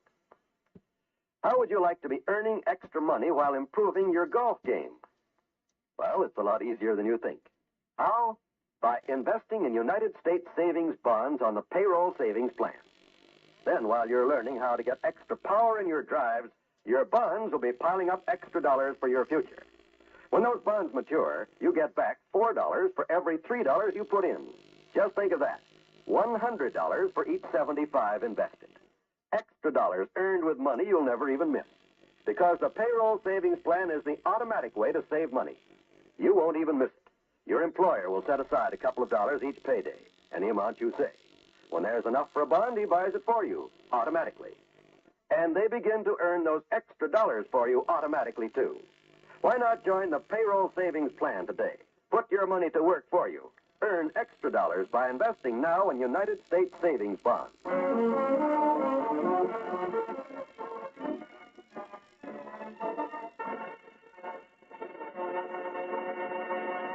A phone call came yesterday for Mr. McGee from Washington, D.C. Mr. McGee wasn't in at the time, so the long-distance operator said the party would call back today. And I'm not going to set foot out of this house till that call comes through, Molly. Boy, oh boy, Washington calling Mr. McGee. It is intriguing, all right. Yeah. I wonder what it's all about. That's just it. For a guy like me with my talent and reputation, there's so many possibilities. Including the possibility that it isn't the government calling at all. The operator just said Washington. Oh, it's got to be the government. Who else do we know in Washington? Who do we know in the government, for that matter? Well, don't you worry. Them government guys know me, and that's what counts. I've been writing them letters about what's wrong with every administration for the last 20 years. And I knew that sooner or later they'd get wise. Or just tired. Maybe they're calling to tell you the post office is off limits from now on. Gee whiz, no telling what they want me to be, Molly. Ambassador, diplomatic service, chief justice. Caddy? Caddy? No, this is no joke, Molly. Sorry. Anytime the government calls me all the way from Washington long distance, it ain't to discuss the Rose Bowl game. This could be a brand new beginning for us. And we could use one. I still think it's a little too soon to start shipping the furniture, dearie. But do you think I ought to run downtown and get measured for a mink? Buy a mink coat? Don't be naive, Tootsie. When I get in there and start putting through a few of my pet ideas, like, for instance, cutting out income taxes and giving every voter a new Cadillac, the people of this nation will be so grateful to me they'll shower us with minks. Somehow I just can't picture you in mink, sweetheart. You can't picture me in it either, hard as I try. You can get used to that high living awful fast. That's what they say. I can just see us set up in about a 40-room penthouse apartment across the street from the White House, messengers running back and forth bringing me questions to answer, 3 valleys busy keeping my striped pants and cutaway coats pressed. Speaking of pants, did you ever take your suit to the cleaner to have those frayed cuffs fixed? Because you should... Yeah, last week. Listen, was that the phone? You hear the phone? You hear it? No, I didn't hear a thing. Well, I wish Washington would hurry up and let me know what kind of a job they want me for so I can get moving. I don't know whether to run out and buy a tall silk hat or a cloak and a dagger. That is... Listen to the little parakeet, dearie. He wants to go to Washington, too, don't you, baby? Now, don't you worry, Buster. You'll go with us. I better give him another lesson in how to talk while I'm waiting for the phone. Good. Mr. Wimple was talking to him this morning, but Look, he didn't... Buster. Listen to me, Buster. Say, hello, Ike. Hello, Ike. Come on now. Hello, Ike. He's trying. You hear that? Oh, Mr. Eisenhower will love that. Come on, Buster. Say that. Hi, Ike. You hear that, Mike? He's getting close. Boy, wouldn't I be a sensation on the White House if this bird learns to say that? Yes. Try hard, Birdie. Come on now, Buster. Hi, Ike. Hi, Ike. Did you hear that, Molly? He said it. Clear as a bell. He said, hi, Ike. I hate to disappoint you, but that was me. I was just trying to help. Oh. Well, this kid's an awful slow learner, you know it. Maybe what I ought to do is teach him with a phonograph record. Record? Oh, that's the kind that just keeps repeating the same words over and over till the bird learns them. They're good, I hear. Yeah, well, I'll get one when we get to Washington. Jot that down, will you? Buy a phonograph record so the... You're going to buy a phonograph record, Mr. McGee? Oh, yeah, Wimp. Why? Well, I hope you're not getting that dragnet thing. The one with the dragon in it? I've heard that so many times, I'm having nightmares about it. Really, Mr. Wimple? Yes, I keep dreaming I'm Sergeant Friday, and I'm going to take the dragon in on a 502. And then it happens. What happens? I take a second look, and it isn't a dragon at all. It's Sweeney Face, my big old wife. So I turn in my badge. Can't arrest your own wife, is that it? It's pretty hard to arrest somebody when all she lets you say to her is, yes, dear. Don't you ever disagree with her, Wimp? Did you ever say no to her? Oh, indeed I did, Mr. McGee. Once. To see what would happen. Did anything happen? Weren't you the nice people who sent me those flowers? Oh, yes, we did. But the hospital told us it was the grip. Yes. What a grip. Took 3 policemen to make her let go. Say, can I get you anything downtown? I'm just on my way to mail her a letter now. No, thanks, Wimp. I don't need a thing. Your wife's due back for Christmas, isn't she? Yes, unless the weather is bad, of course. She's flying. Oh? The planes are usually grounded during snowstorms or blizzards. And this time of year, you can't tell. Well, we hope for the best. Yes, we will. I'm dreaming of a white Christmas.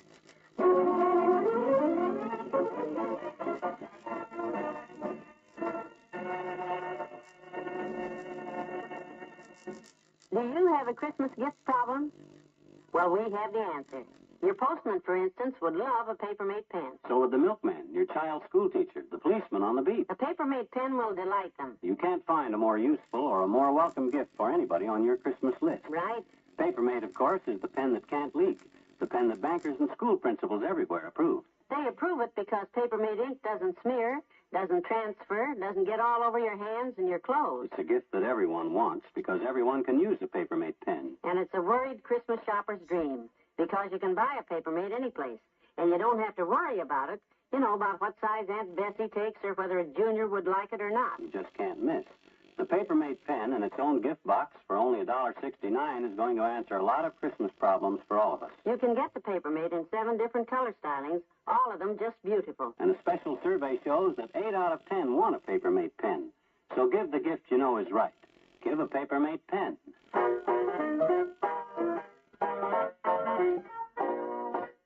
Doggone it, I wish Washington had put that call through so I could start making plans. I got a million details to work out. I wish they'd call, too. I'd like to use that phone myself, but I'm afraid to touch it. Yeah, keep it open, keep it open. That's why I'm sticking so close to home, so I don't miss it this time. I think I'll dash out on the porch, though, and grab the mail. Good. Listen for the phone, will you? If they call, hold them for me. I'll be right back. Did they call? Did they call? Did Washington call? Did they call? When? You went out that door and back in again like your suspenders were caught on the doorknob. Any mail? Just a postcard. Oh, it's from Uncle Dennis. Oh, good. What does he say? It says, Dear niece and nephew, on my way east to visit you, spending a few days in Arizona and love this hot, dry climate. Such wonderful people here, thirsty all the time. Bless his heart. He makes friends every place. Oh, yeah, he's a great mixer, Uncle Dennis is. And the way he mixes them would knock out a horse. You know, one part of... Oh, McGee, just read the postcard. Is there anything else? Yes, it am temporarily delayed for lack of funds, but will continue trip as soon as I get out of the hole. Love. Where's the card from? Grand Canyon, Arizona. Boy, he is in a hole if he's way down in that. Uh-oh, somebody's at the back door. Now, if that's the laundryman, I want to talk to him. Doggone it, why don't that phone ring? Just because I'm expecting an important call, it ain't rang once today. Usually the wrong numbers alone keep me busier than... I think I'll call the operator and see if she's heard anything about my call. Hello, operator. Hello? Hello, operator. Hello? Hello? Hey, Molly. Hey, Molly. Telephone dead, sweetheart? Yeah, my gosh, Molly, dead as a mackerel. Cut off for non-payment of the bill, is it? No wonder my call didn't come in. The phone's disconnected. What you mean, non-payment? The cleaner brought your suit back and he found this in the pocket. Check to the phone company. Oh, my gosh, I thought I mailed it. Well, back the car out quick. Come on, down to the phone company.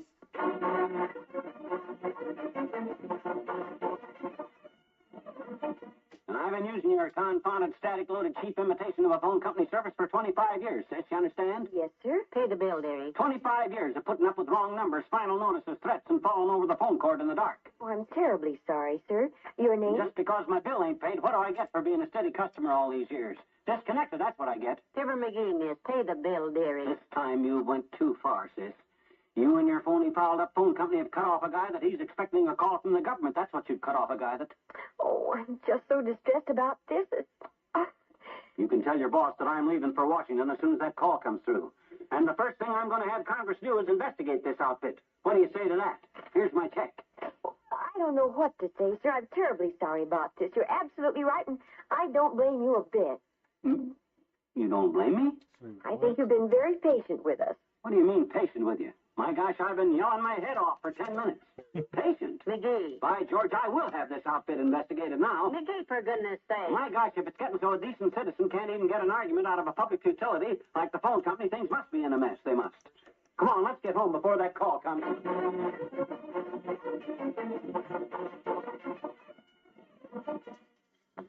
Leave the car here in the driveway. I'll use it later. Okay. Don't you fret about the phone. They'll have it on again before long. I better. If I miss that call. Now, let's face it, sweetheart. When the government gets in such a jam that they need you to straighten them out, they're not going to call you once and quit. They'll keep trying till they reach you. Yeah, I guess you're right. Well, of course. If they don't reach you today, they'll try tomorrow. Got your door key?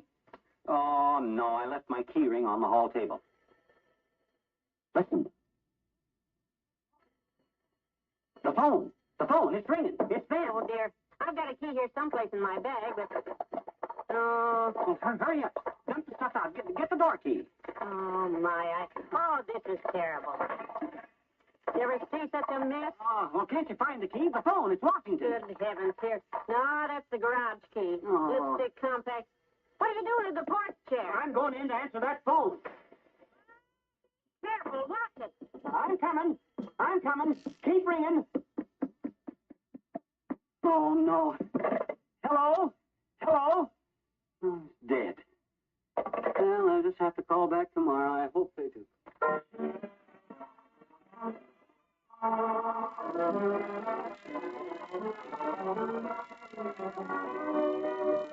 Fibber and Molly will be right back. Tomorrow night, there's more zany fun when Ralph Edwards plays Truth or Consequences with contestants from the studio audience. You never know exactly what's going to happen on Truth or Consequences, but you can always be sure that the resultant fun will provide laugh-packed entertainment for you and your whole family. And, of course, your family will enjoy the Roy Rogers Show tomorrow night on the NBC Radio Network. You'll hear Roy and Dale, Pat Brady, and the Whippoorwills, all bringing you exciting Western adventure and tuneful Western songs in a half-hour show that's certain to please. Then, right after the Roy Rogers Show, listen to Father Knows Best, starring Robert Young in the title role. There's enough entertainment in this half hour to keep you smiling all week long.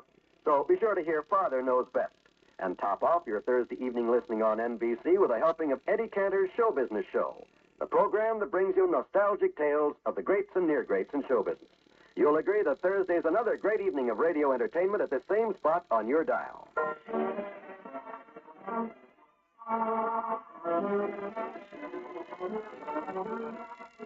McGee, the operator just called. Oh, yeah, Mert? What you want? I had her working on your call. She traced it back to the Washington operator, and you're to call operator 25 tomorrow. Operator 25. Oh, gee, thanks, kiddo. Thanks a lot. Oh, boy. I knew I'd never get any sleep if I didn't do something. You're so right. Good night. Good night, all.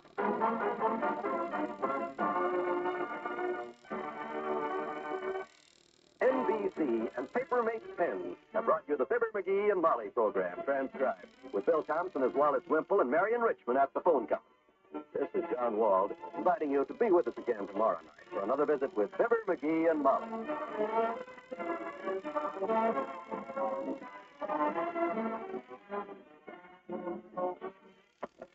Give your kitchen a Christmas radio and the wonderful shows on the NBC Radio Network.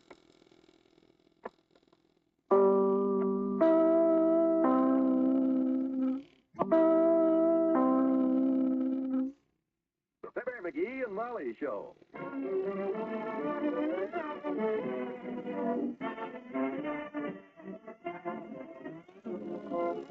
Every weekday at this time, NBC brings you Fibber McGee and Molly transcribed. The show is written by Phil Leslie and Ralph Goodman and directed by Max Tuttle.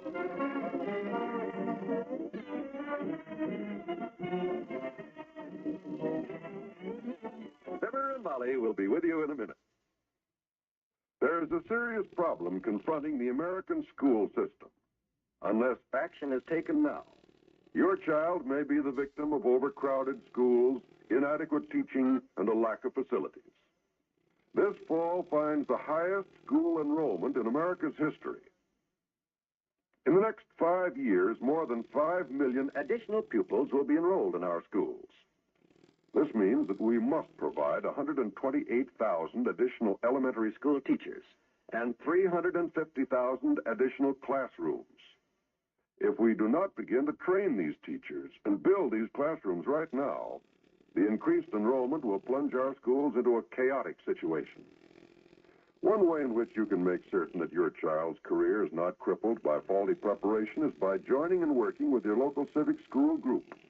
See to it that your community appropriates enough money for educational purposes. Encourage young people to prepare for the teaching profession.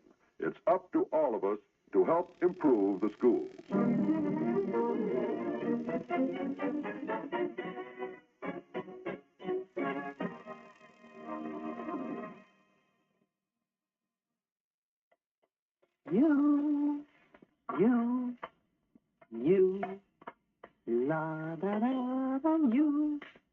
You.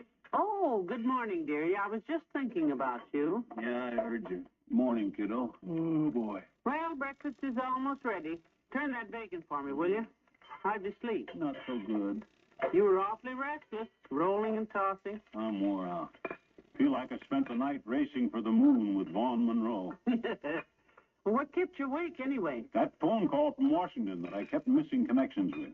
2 days they've been trying to get me now, you know. How well I know. Kept me awake, worrying about what kind of trouble our government is in that they're so frantic to get hold of me on the long-distance phone. This could be anything, Molly, anything. Well, now we'll find out today. Operator 25 is the one you're to call. Oh, good morning, Mr. Wimple. Hello, folks. Hi, Wimp. How did you sleep, Mr. Wimple? I slept like a bird, Mrs. McGee. A what? A bird. Bird. That's a bird that lives at the North Pole and sleeps 6 months out of the year. Well, that's certainly a strange name for a bird.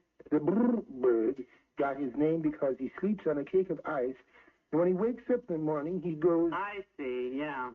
Well, breakfast is ready, boys. Sit down. You two go ahead and eat. I'm going to trace that call through. But, McGee, the food is all on the table. I can't eat anything anyhow till I find out what Washington wants. This sounds critical to me, Molly. Our nation may be in danger. Well, I looked out the front door this morning, and the nation was still sitting there. At least the part I could see from the front porch was still there. It'll hold till after breakfast. Let's eat first.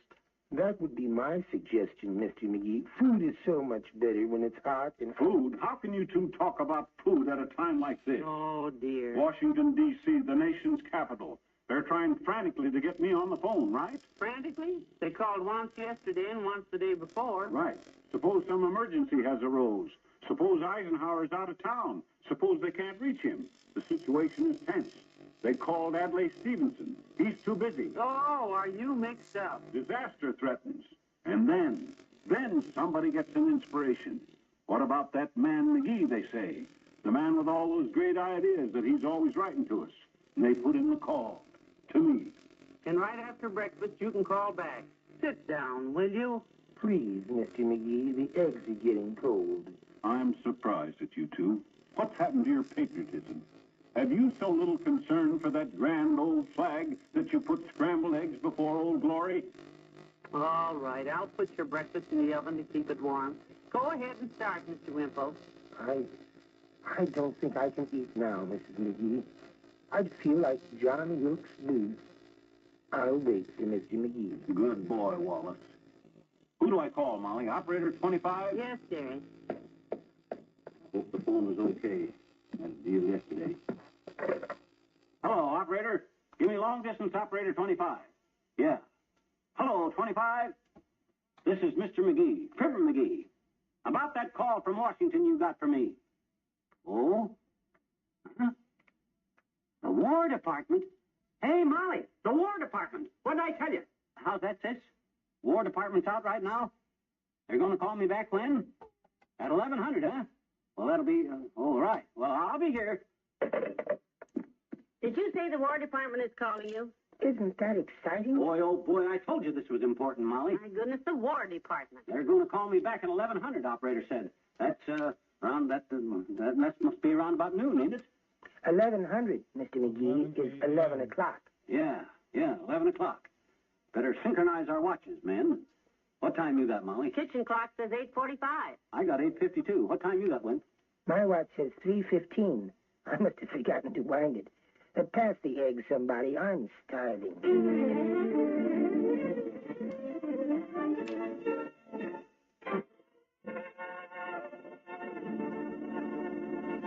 There's more fun with the McGees shortly. You can say Merry Christmas in almost every language this year by sending a special CARE holiday gift food package overseas. The nonprofit relief organization has a special series of these gift food parcels available for as little as $6.95. Or you may send an all-turkey package for $12, or a turkey and trimmings parcel for $18.75. The price covers all sending charges and includes guaranteed delivery. CARE packages may go to someone you know abroad or as charity to some worthy person CARE will name. The gifts may go in your name or in the name of someone on your Christmas list. Appropriate acknowledgement will be made. The CARE package you send represents more than food to some hungry person or Christmas cheer to some desolate home. It represents friendship and freedom. It represents your opportunity to share your holidays with those less fortunate abroad. All you need is an order and a check.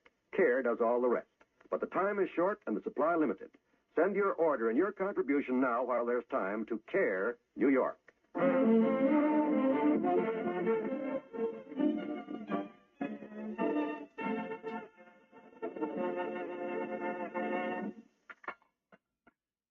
It was so nice of you to help me with these dishes, Mr. Wimple. Oh, it's the least that I... Yeah, swell, Wimp. I'd have helped her myself, but I got to listen for that phone call.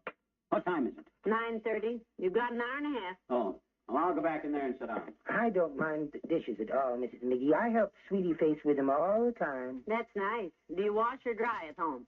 Yes, Hmm? both. Except some nights when I just don't feel like it.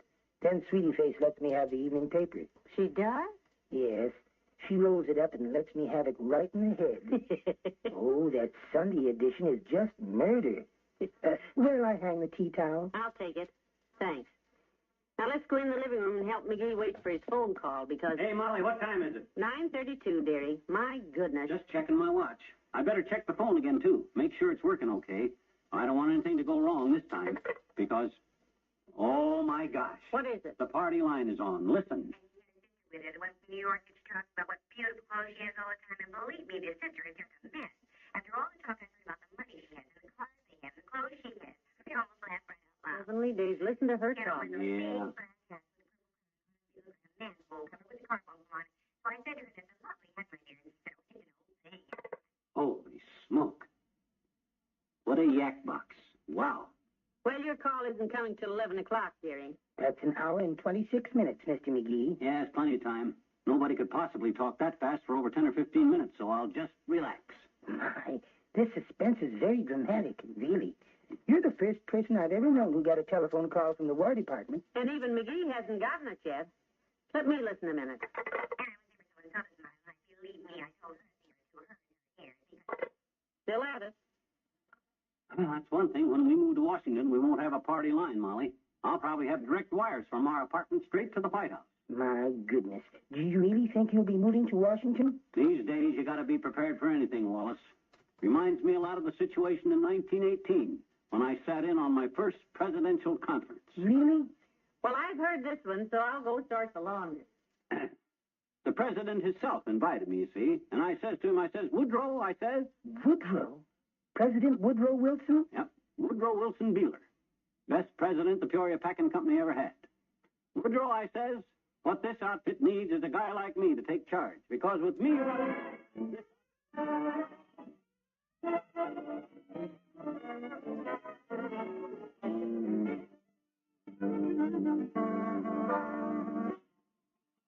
You can take your dirty old packing plant and go jump in the river. That's what I said to Woodrow Wilson Beeler. What time's it? I have 10:55. Gosh, it's almost time for the War Department. I got too interested in what I was saying, I almost... Hey, did you get your call yet, McGee? It's nearly 11. Not yet, kiddo. 5 to 11. Hey, I better check that phone again. I think the one who married that cat, you know, she was a clever chap, Florida clever chap. Oh, I got it clear. It was her sister who won that contest and been bragging about ever since. Lady. You know, the Orange Growers Association named her the Naval Queen of 1932. Lady, would you... Although how the Navy ever got in with the Orange Growers, I never quite understood, but there we were, partners. Oh, lady. Of course, we made a whole thing because it was my husband and him downtown. You know how stupid men Please, lady. Hang it up here. Come on, hang up. But, Molly, what am I going to do? It's 3 minutes to 11. The War Department is going to call me at 1100. I don't know what to do, dearie, but we can't butt in. I couldn't butt in anyhow. That dame don't hear anything. Let me try. Lady. Lady. Hey, lady. Oh, you shouldn't. Oh, she's sailing. That was sort of fun.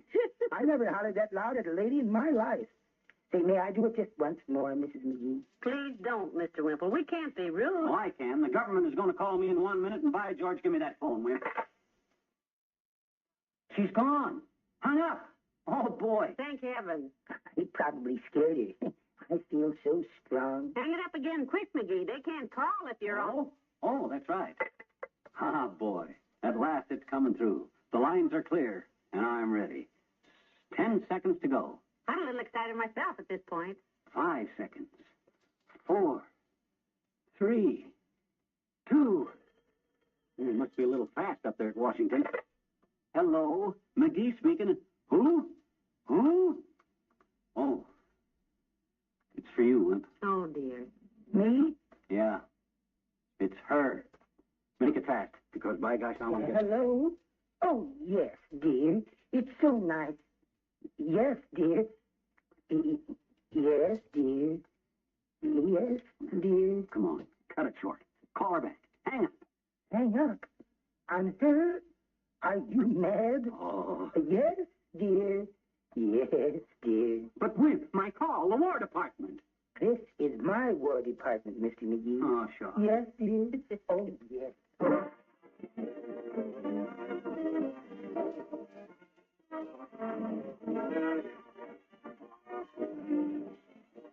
We'll say goodnight to Fibber and Molly in a moment. Every Friday evening on the NBC Radio Network, you'll hear stellar comedy entertainment by such popular comedians as Bob Hope and Phil Harris. Friday is for fun on NBC Radio, when Bob Hope is joined by song stylist Margaret Whiting, Les Brown and his band of renown, and Bob's special guest to provide you with 30 laugh-filled minutes of pleasureful radio listening. You'll really enjoy the Bob Hope Show each Friday night on most NBC stations. And then stay tuned for more bright comedy on the Phil Harris Alice Faye Show. To add to the hilarity, you'll be joyously entertained by regular cast members Elliot Lewis, Julius Abruzio, Brother William, and little Alice and Philip. The Phil Harris Alice Faye Show is one of the week's entertainment highlights on the NBC Radio Network. Be sure to listen each Friday evening for this mirth-filled program. Also on Friday, enjoy the lilting voice of Miss Dinah Shore as she brings you a quarter-hour program of the nation's most popular music. Be sure to hear them all Friday on the NBC Radio Network.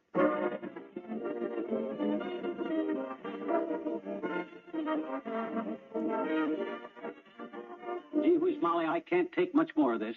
3 days. Now, don't you fret. Mm. Look, if you don't get to talk to those people tomorrow, I'll put you on an airplane with my own Christmas savings, and you can fly there and see what they want. Oh, gee whiz, well, I wouldn't want to do Oh, that. I almost forgot, Mr. McGee. Sweetie Face said to give you both her regards. Ah, shut up. McGee. Good night. Good night, all.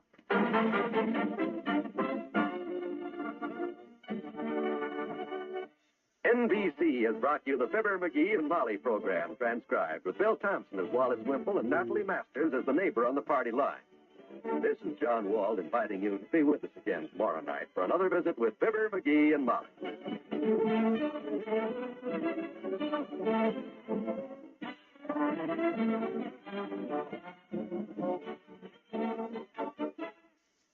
Fill your kitchen with exciting drama. Keep your kitchen radio tuned to the NBC Radio Network.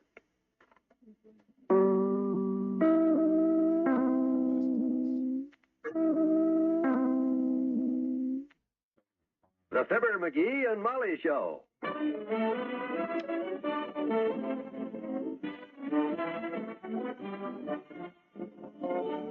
NBC and Paper-Mate Pens bring you Fibber McGee and Molly, transcribed. The show is written by Phil Leslie and Ralph Goodman and directed by Max Hutto.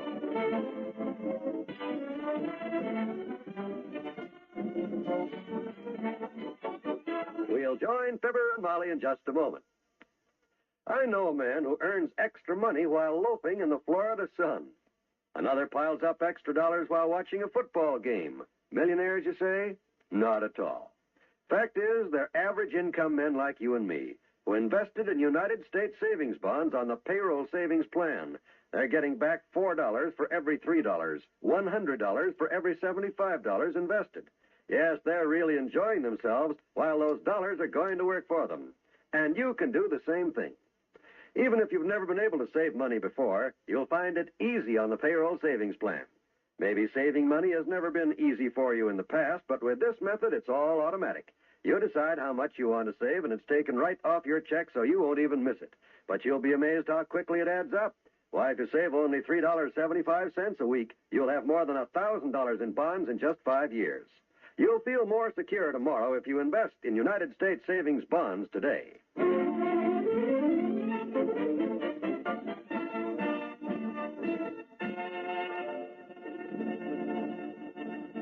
For 3 days now, the War Department in Washington has been trying to contact Mr. McGee in Wistful Vista by phone. Mr. McGee is firmly convinced it's a national emergency, but his wife thinks it's just a mistake. Hello, operator. Well, what about that Washington call? Well, I am holding on. If you can't get them wires untangled, cut them. Let's get this call through. Now, take it easy, McGee. She'll connect you. Long-distance calls take time, you know. You said it, they take time. This call has took 4 days so far. And I don't mind telling you, my nerves are getting frayed like a crap shooter's cuffs. Hello. Did you bring the mail in? I looked a minute ago, but I couldn't... Yeah, I got another postcard from Uncle Dennis. I put it... Hello. Doggone it, operator. How much longer is that call going to take? 1 hour delay? This is government business. Okay, hurry it up, will you? Said she'll be glad to call back when the lines are clear. She won't be any gladder than I am. What an uproar this thing has caused. Well... I never saw her... Oh, did you say we got another card from Uncle Dennis? Yeah, I put it... Oh, here it is. Where's it mailed from? Where is he now? He's in Arizona, at the Petrified Forest. How is he? Petrified. Good old Uncle Dennis. He says, "Dear niece and nephew, there's an old saying, when in Rome, do as the Romans do.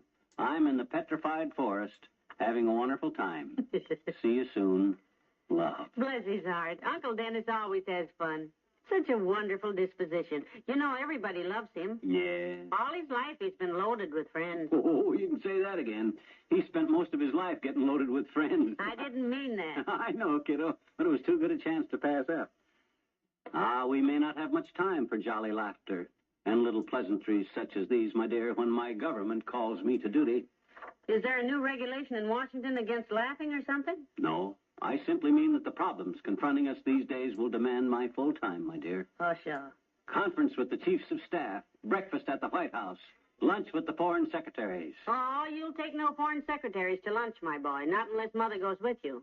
No little French snip is going to tell my husband, "What big eyes you have, darling." No, the foreign secretary is a man, Molly. Oh, that's a good idea. You'll meet all them diplomats and stuff when we get to Washington and get settled, kiddo. Mm-hmm. I can just see me now, dropping in at the White House to report to the President on the State of the Union. You're going to tell him how things are? Why not? He'll want to know, won't he? A good point. Just picture me strolling down Oklahoma Avenue. Pennsylvania Avenue. Yeah. As I climb the White House steps, the word spreads like wildfire. McGee is coming. McGee is coming. You'll get your foot in the door before they can lock it, though, I bet. Yep. As I walk down the long corridor to the president's office, crowds gather in the hall. 4 Secret Service men walk in front of me. Strewing rose petals, I suppose? Oh, no, for security reasons, my dear. We reach the door to the president's office, and the Secretary of State runs ahead to announce my arrival. A hush falls over the crowd as he opens the door. And in reverent tones, he says... Very enthusiastic Secretary of State we have. Hello there, kid. Hi, daughter. Hey, Johnny, what's this I hear about you joining the wax? Okay, so you delivered groceries to Hector Howell. I hope you put sand in his sugar, the big smart aleck. As a matter of fact, Mr. Oldtimer himself here is waiting for a phone call from the War Department in Washington. Yep, the War Department. Is that so? Yep. That's very interesting, Johnny, because Papa was with the War Department himself at one time. Had a very important job. Yeah, what kind of a job? Soldier. Oh. Papa served with Teddy Roosevelt, kids. Him and his horse. One of Roosevelt's Rough Riders, was he? Daughter, he was the roughest. Papa used to bounce around in that saddle like a yo-yo with the hiccups. It's a wonder it didn't give him a headache. No, daughter, just the opposite. Papa loved it, though. He was the roughest, toughest soldier in the whole outfit. Didn't know the meaning of the word fear. Pretty brave, huh? Brave? Did you say brave? That's right. Daughter, is that what Johnny said? Brave? That's what he said. Was he? Was he what? Brave. What were we talking about? Oh, yes, Papa. Well, sir, you remember when Teddy Roosevelt led the charge up San Juan Hill? Papa led Teddy Roosevelt. Oh, that's... You should have heard Papa tell it, kids. Cavalry lined up. Teddy Roosevelt raised his sword. And the bugle sounded the charge.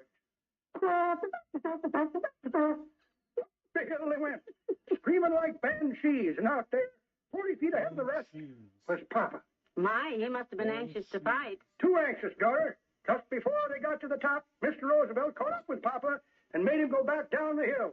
Made him go back? Why? Seems Papa went up that hill so fast he clean forgot his horse. Go on, kid.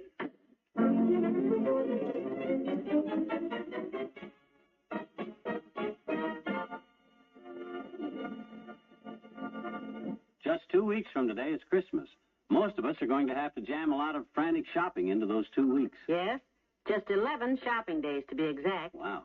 That's one of the reasons why paper-made pens are such a wonderful gift idea. They're so quick and easy to shop for. You can buy paper-made pens everywhere, and they're only $1.69. The paper-made comes in 7 beautiful color combinations, and you get a free gift box with each pen. And all you have to do is tag it Merry Christmas, take it home, hand it out Christmas Day, and be a hero. Yeah. Paper-made, of course, is the pen that's approved by bankers, school principals, and millions of users everywhere. The pen that can't leak or smear or transfer. It's such a practical, useful gift, too. Everyone can use a paper-made pen. It's a beautiful gift in any of those handsome color stylings. It's just a happy gift to get for Christmas. And a happy gift to give for Christmas. Such an easy gift to give. So cross off a lot of your shopping worries right now. Just go down the list with paper-made pens.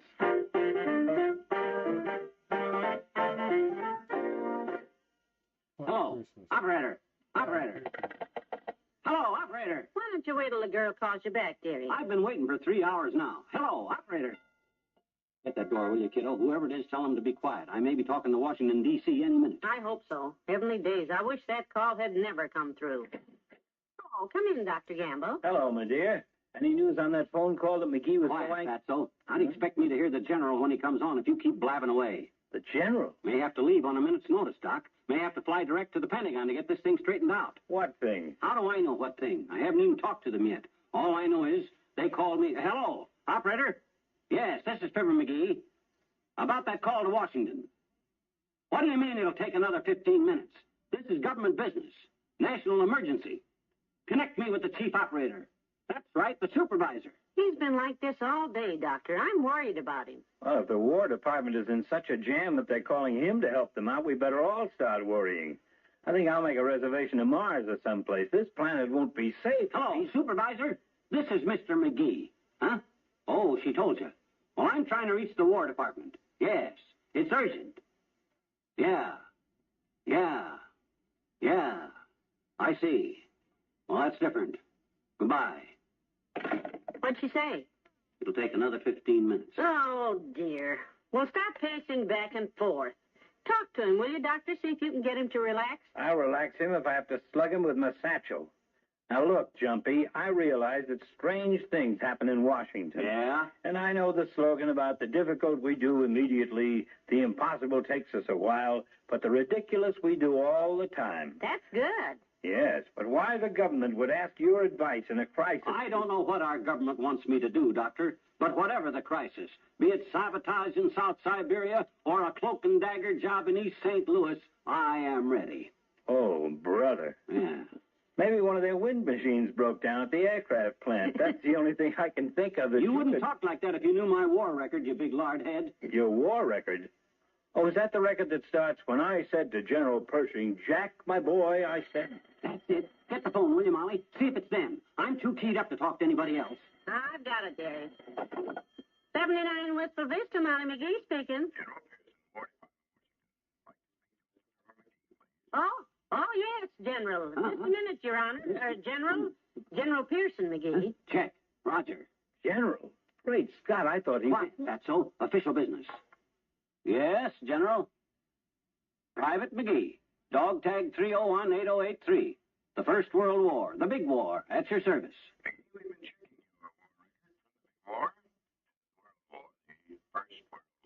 Says they've been checking my war record. Isn't that wonderful? Well, go on, General. You can skip the flattery. I know you got a problem or you wouldn't have called me. Let's get to the point, sir. Roger, sir. Whatever my government needs from me, I'm ready. My hero.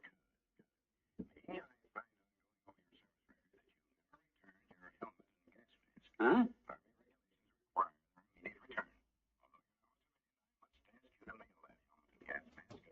Right, General. Right. You can depend on me, General. I'll handle it, sir. Check. Roger, sir. Over and out. What is it? What did he say, McGee? Where do you go? When do you leave? Relax, kids. Ease off. No strain. What does he want? I'm sorry, Doc. Confidential. Top secret. I don't have to leave here, though. I'm handling the matter right here. Oh, good. You can drive me down to the post office if you want to, Doc. Stick around a few minutes till I get a package ready, and I'll go along.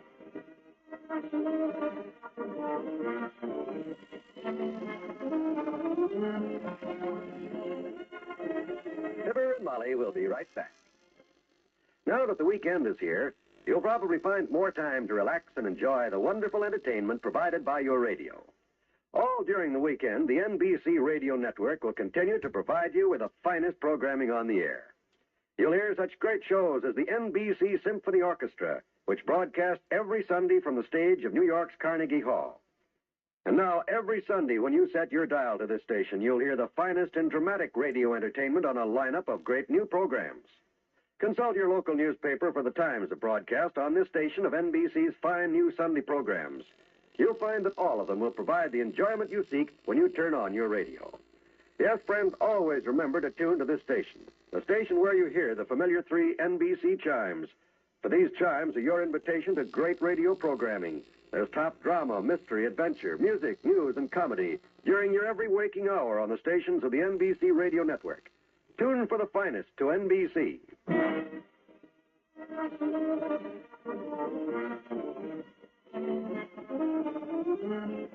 I'm so glad you could straighten out the War Department, McGee. Yep. Now I got a message here from the Marine Corps Reserve.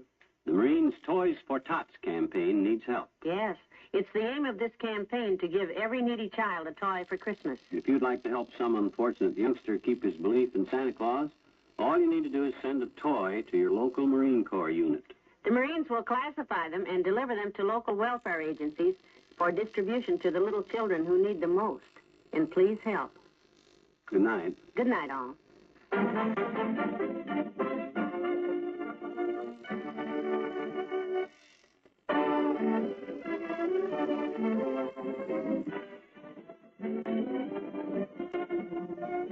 NBC and Paper-Mate Pens have brought you the Fibber McGee and Molly program transcribed with Bill Thompson as the old-timer, Arthur Q. Bryan as Dr. Campbell, and Ken Christie as the general. This is John Wald, inviting you to be with us again next Monday night for another visit with Fibber McGee and Molly.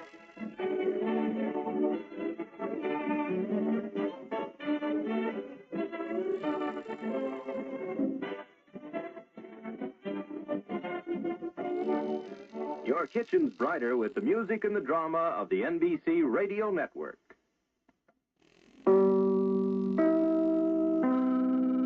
Molly.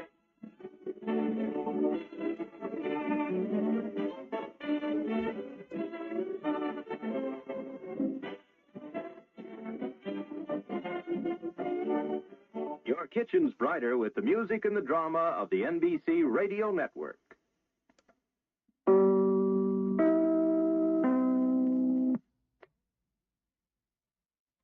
The Fibber McGee and Molly Show.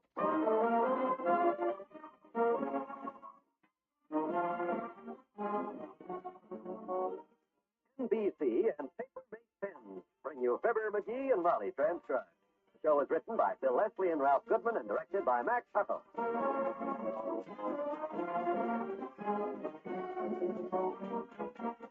We'll join Fibber and Molly in just a moment. There's certainly not much time left for ordering a care package for Christmas delivery overseas. For your friends and relatives in Europe or Asia, you'll find the quickest, surest, and best buy for the holidays is in the form of care, food, and textile packages.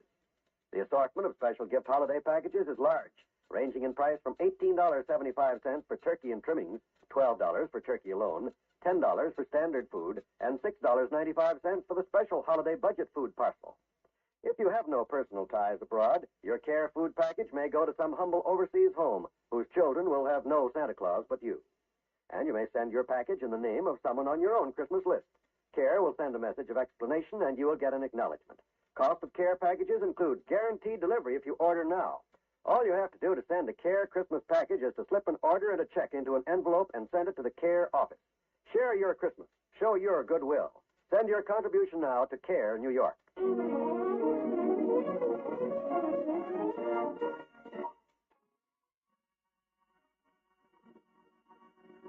When Mr. McGee went downtown early this morning, it looked to Mrs. McGee like a fine day to get her house cleaning done. So she moved the furniture in the middle of the room, got out all her cleaning equipment, and look who's back home at 9 a.m.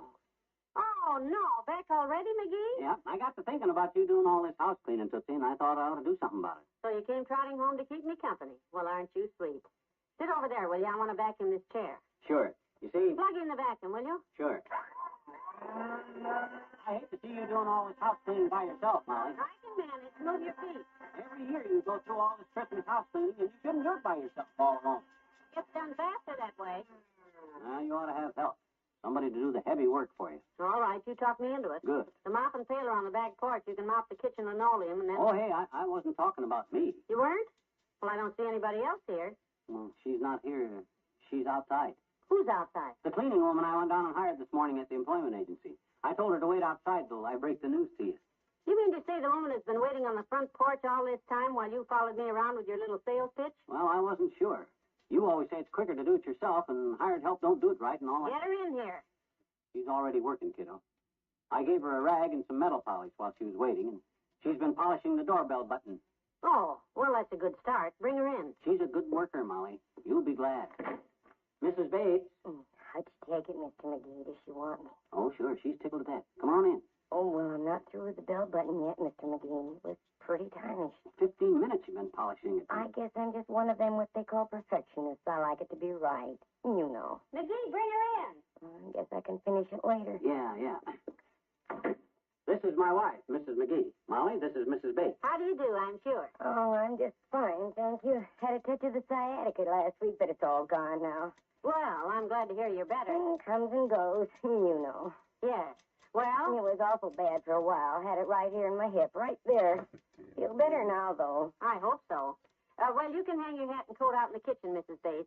Right through here. Oh, I like to work for a person if they're interested in me. A person's help. Oh, you know. You see, Molly? She's only been here 5 minutes, and she likes it already. Yes, isn't that nice? I'm going to feel a lot better down there at the Elks Club this afternoon, knowing that you ain't working your little head off. It's a nice thought. Well, I hope I'll get a lot of pleasure out of knowing that my little wife is sitting on a cushion reading a movie magazine and sipping tea while the hired help is cleaning the house without you lifting your little pinky.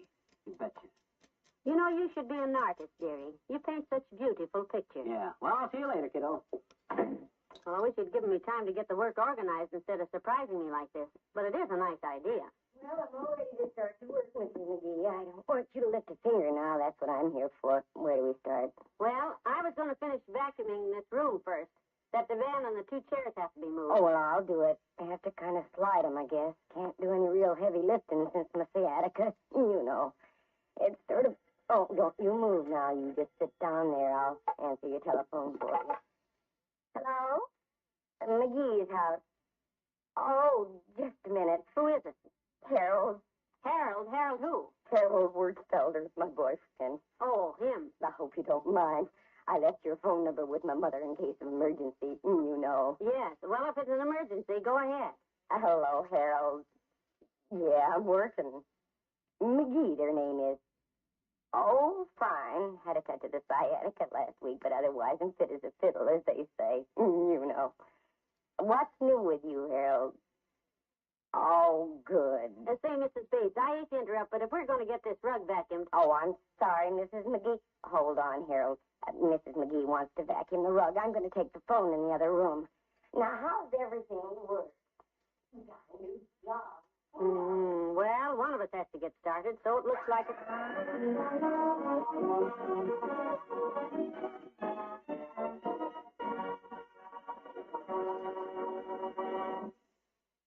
Don't you hate to give someone a Christmas present and then find out 6 months later that they've never used it at all? Yeah, like that beautiful necktie I gave Doc Gamble last year that he claimed the red and green polka dots clashed with the purple and orange background. Or the book we gave Aunt Sarah that she'd already read. Yeah.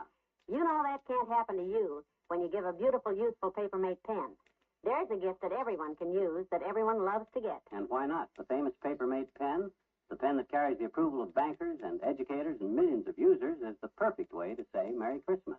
It's so easy to shop for. No worrying about sizes or styles or whether the person you're giving it to will like it or not. When you give a Papermate, you know it's a hit. Yep. Santas who rate give Papermate. You can buy them everywhere for only $1.69 with a free gift box. And Papermate comes in your choice of 7 beautiful color combinations. So give the gift you know is right. This Christmas, give Papermate pens.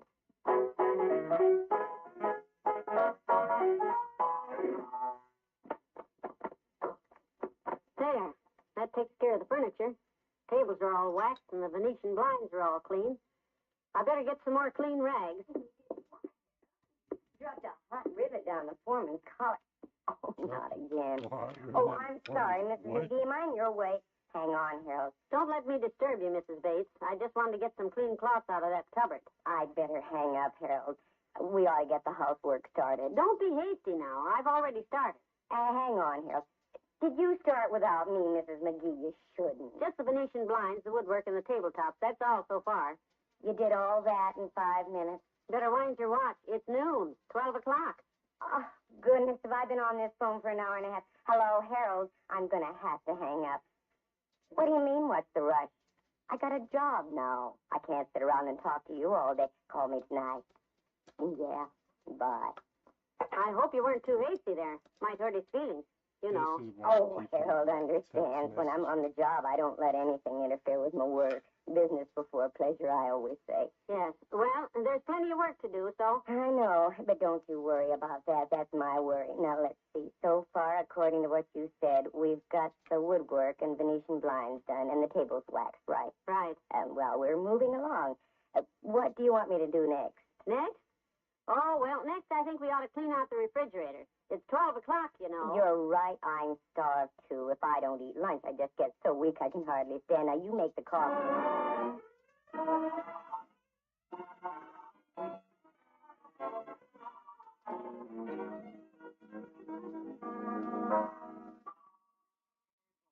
He was worse than Chester, Francois, and George put together. You certainly have had an exciting life, Mrs. Bates, and a long one. It's a wonder I've lasted this long with some of the men I've gone with. Oh, that Irving was just a rap, you know. Mm-hmm. You never knew what he was going to do next. Once he said to me, Florence, if I walk out that door, I'm never coming back. I said, who you trying to scare? Go ahead, Irving. So he grabbed his hat and walked out. A half an hour later, guess what? What? He was on a plane for China. I never saw him again. Irving sure was a squirrel. You know. Kind of a flying squirrel, evidently.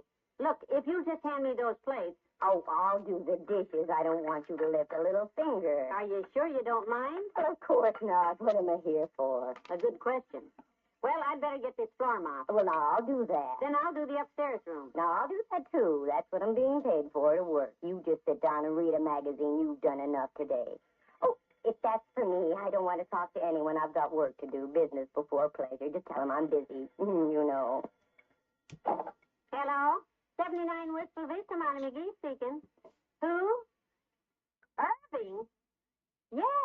Yes, Mrs. Bates is here, but she's too busy. Irving? Really? Well, imagine he's back. I hope you don't mind, Mrs. McGee. Here you are. Irving before business, I always say. Yes, thank you. I'll only be a minute. Hello, Irving. Yeah. How was China? You can't really, can you? Well, go ahead. Say something in Chinese.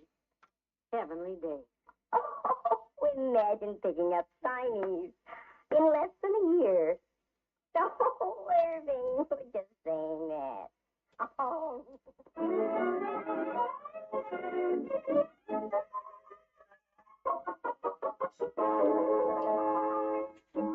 name was Bates. Mrs. Bates. Just be on the lookout for a short, thin woman with a romantic background. No, she spent the whole day on the phone. I had to do everything myself. I'm bushed. Yes, I'm surprised. Uh-oh, here comes Mr. Do-Good now. I'll talk to you later. Bye. Hey, kiddo, I'm home. Dearie, I want to talk to you. Where's Mrs. Bates? She left early. Irving's in town. Who? It'd take too long to explain. It doesn't matter. The work is all done. But next time you get a bright idea. All done, huh? And left early, too. Fast worker, huh? Boy, look at this room sparkle. Cost me $10, but it was worth it for you to rest. McGee, for your information. Not that you don't do a swell job, too, kiddo, but when you hire a professional housekeeper, you can tell a difference just like that. Just look at that woodwork shine. Look at them Venetian blinds.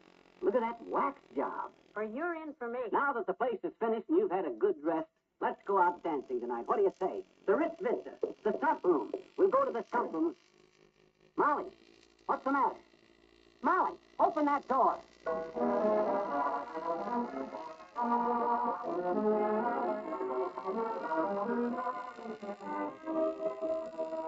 Fibber and Molly will be right back. Your radio dial is the key to a veritable mecca of entertainment when you set it here to your NBC station.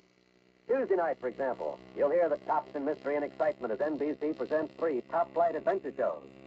There's Dragnet, the true stories of your police force in action. Rocky Fortune, starring Frank Sinatra, and Barry Craig, confidential investigator, with William Gargan in the title role. You'll hear the best in true-life police stories when you tune to Dragnet, starring Jack Webb in the role of Sergeant Joe Friday. Dragnet takes you step by step on the side of the law in the reenactment of an actual police case. From crime to punishment, Dragnet is true. From beginning to end, Dragnet is exciting listening. Hear it Tuesday nights on most NBC stations. And listen as Frank Sinatra portrays the footloose and fancy-free Rocky Fortune, an adventurous young man always in the midst of an intriguing situation. Tuesday's terrific when you listen to the fine shows on the NBC Radio Network. Be sure to hear them all.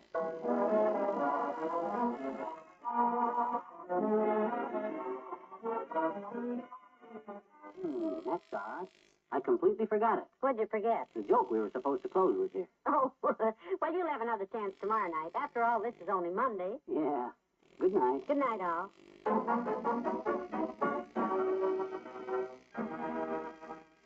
NBC and Paper Make Pens have brought you the Fibber McGee and Molly program, transcribed with Natalie Masters as Mrs. Bates. This is John Wald, inviting you to be with us again tomorrow night for another visit with Fibber McGee and Molly.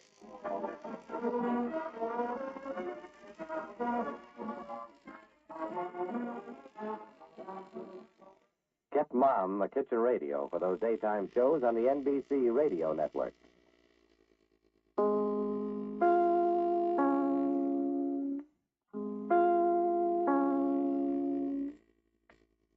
The Fibber McGee and Molly Show.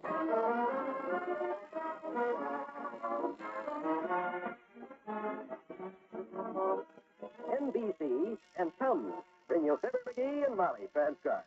The show is written by Phil Leslie and Ralph Goodman and directed by Max Hessel.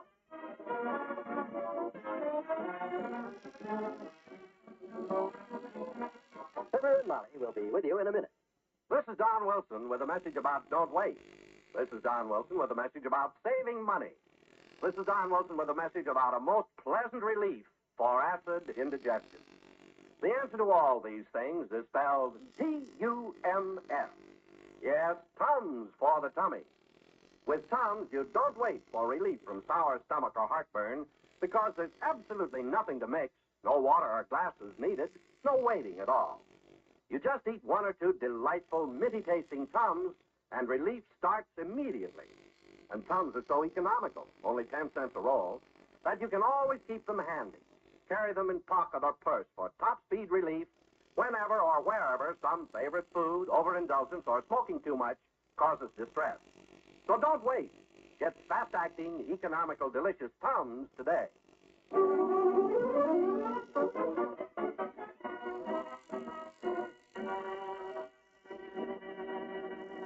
Mabel, McGee isn't...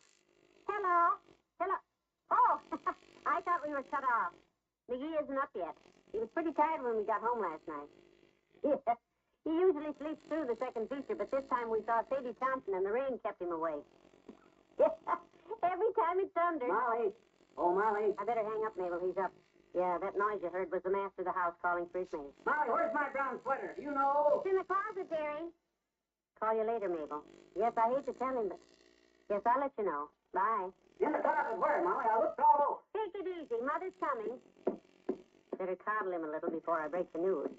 I suppose it's the only thing to do, but I wish there was some other way.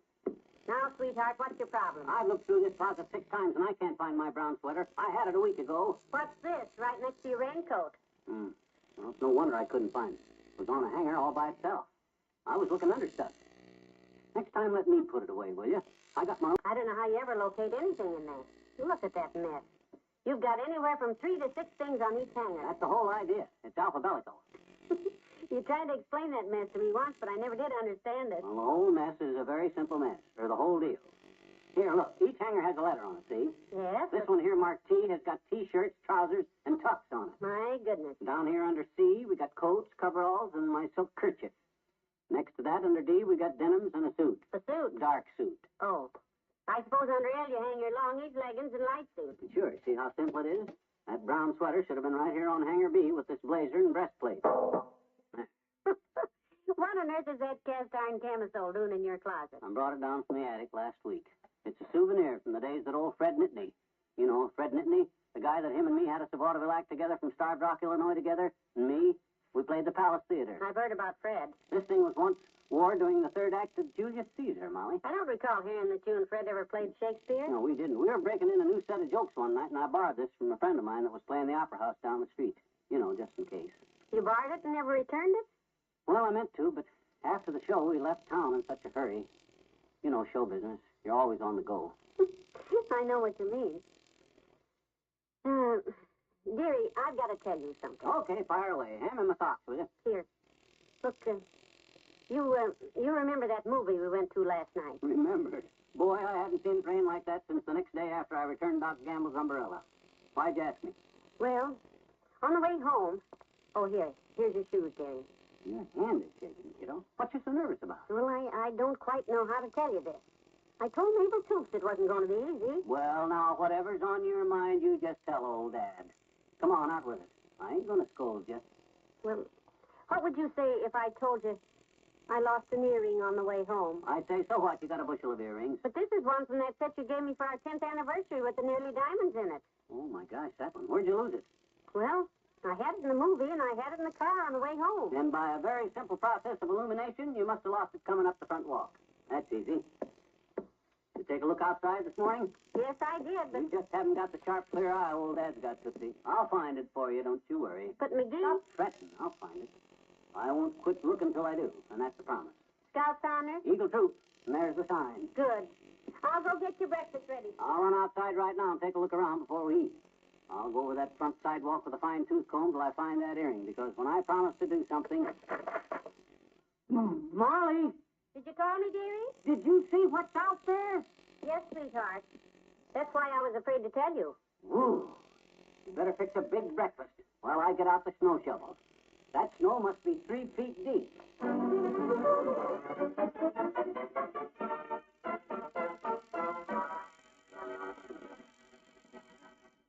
There's more fun with the McGees shortly.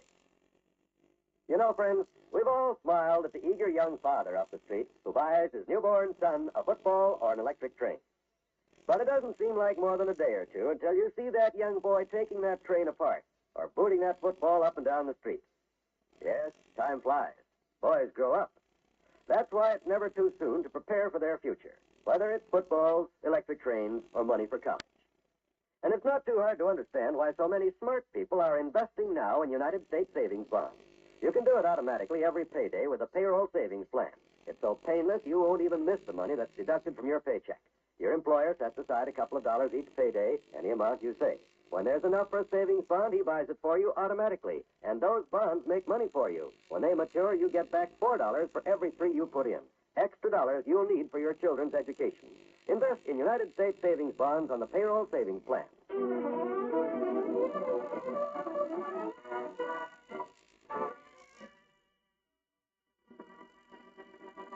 Here he comes back in again. That's the third time in the last... Just a minute, dearie. Whoa! Hey, oh, what took you so long? The door isn't locked. All you had to do is turn the knob. I can't bend my fingers. They're froze stiff, so I just pushed the bell with an elbow. I gotta come back in again for a few minutes to warm up. Stomp the snow off your feet. Oh, man. The wind's got a bite like Toots' dog. Help me get these mittens off a minute, will you? You poor dear. Shoveling that snow is hard work. I don't know how anything so light can be so doggone heavy. Stuff comes down like a flock of feathers and lifts like a ton of lead. Certainly does dress up the town, though. Just look out there. Doesn't it look beautiful? From in here, Tootsie, it looks lovely, yes. But it looks entirely different from the long end of a snow shovel. So far, I've shoveled off the front steps and half the front walk, but I haven't seen a sign of that earring yet. Oh, dear. I didn't realize it was going to be such a job, McGee. Why don't you quit? I feel better. Oh, no. I gave you my word. Scout's honor, and I'm sticking to my promise. I'll keep looking.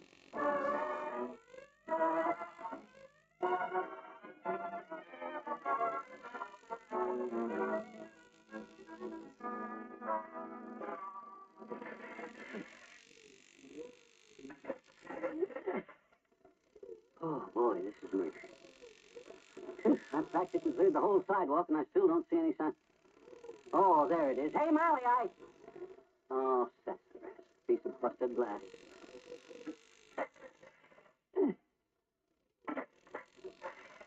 Hold it, McGee. Don't move. I want to run home and get my camera. You shoveling snow. I got to have a picture of this. Oh, it's you, Fatso.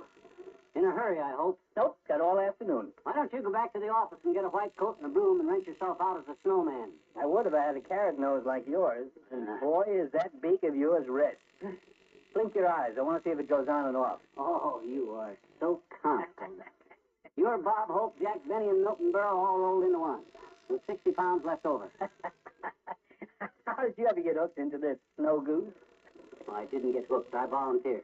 A likely story. Molly lost one of her nearly diamond earrings last night, and I promised to find it for her. Find it? In this snow? You can't even find your own name in the phone book. Well, this ain't easy work, Large Bucket, but I ain't giving up.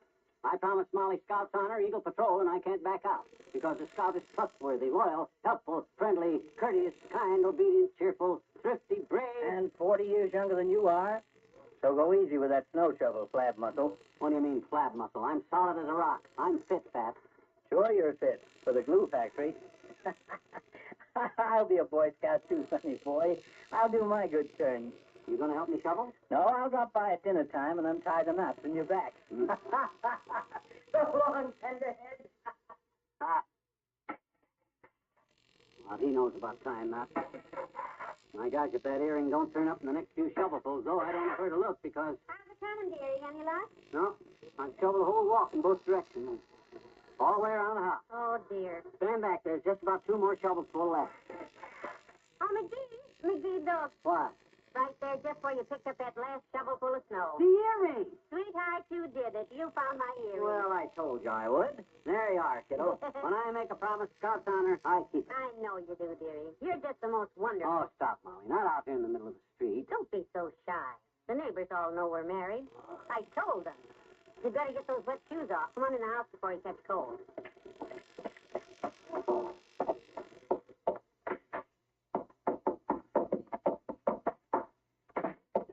Boy, I'm bushed. Come on upstairs and take a nap.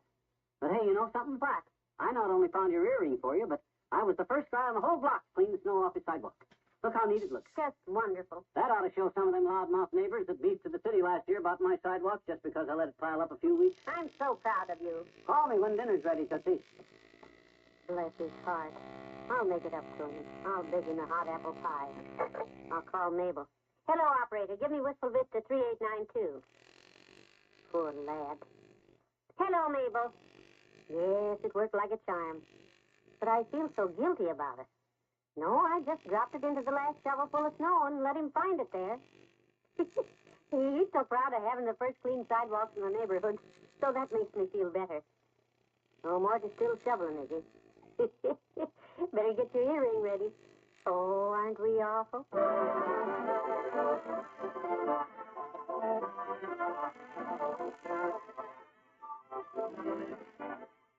We'll say goodnight to Fibber and Molly in a moment. Time just seems to be flying by as Christmas draws nearer. And there are only 8 shopping days left to buy that extra special gift for your wife or mother. Wondering what she'd really appreciate? Well, we'd like to suggest one of the new brightly colored kitchen radios now on display at your favorite store. When you stop to think about it, you'll realize that most women spend between 3 and 4 hours each and every day in their kitchen. So, what would be nicer and more appropriate than a kitchen radio to help the hours pass more swiftly in the brighten an otherwise dull day? Tomorrow, for sure, before the last-minute Christmas shopping crush becomes even greater. Drop by your favorite store and look over the radios they have on display that will fit perfectly with your kitchen color scheme. And then on Christmas morning, when you present your wife or mother with a kitchen radio, you'll know that she'll be pleased not only on that day, but throughout the year. A radio in the kitchen will put the world at her fingertips when she sets the dial to the NBC radio network.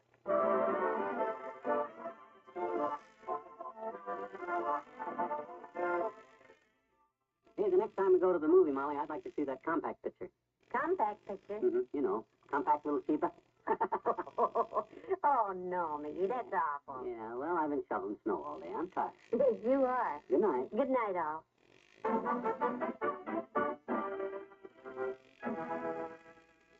NBC and Tums brought you the Fibber McGee and Molly program, transcribed with Arthur Q. Bryan as Dr. Gamble.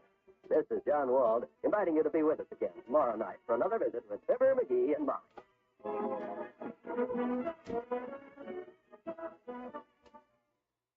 Let your kitchen radio fill your day with music on the NBC Radio Network.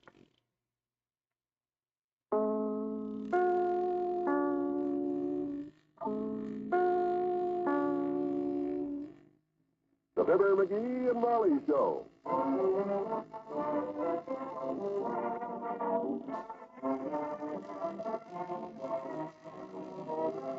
NBC and Paper Mate Pens bring you Fibber McGee and Molly transcribed. The show is written by Phil Leslie and Ralph Goodman and directed by Max Hutto.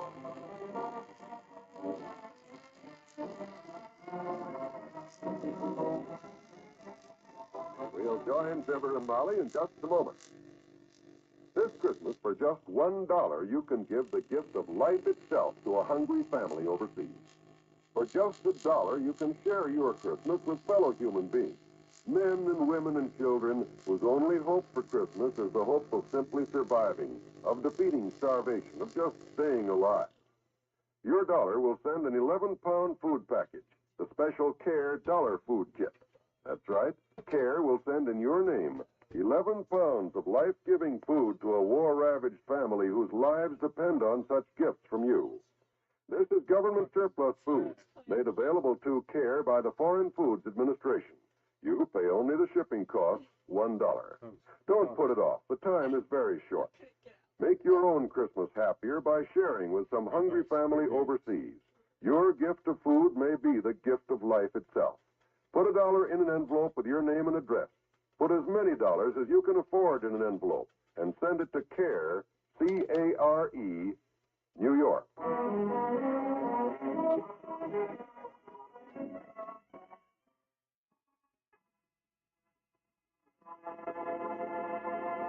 We take you now to the Bonton Department Store in the city of Wistful Vista, where we join 2 slightly bewildered shoppers named Fibber McGee and Molly.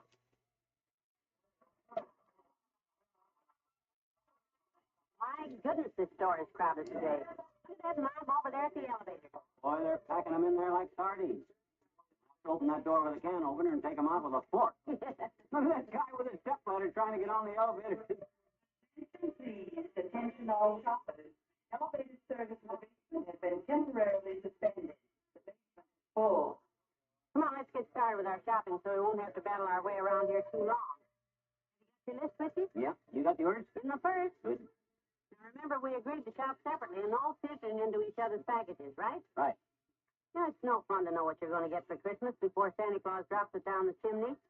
Oh, speaking of Santa Claus, look, there he is. Oh, yeah. Come on, let's go over there. Whoops, watch it, Bob. What'd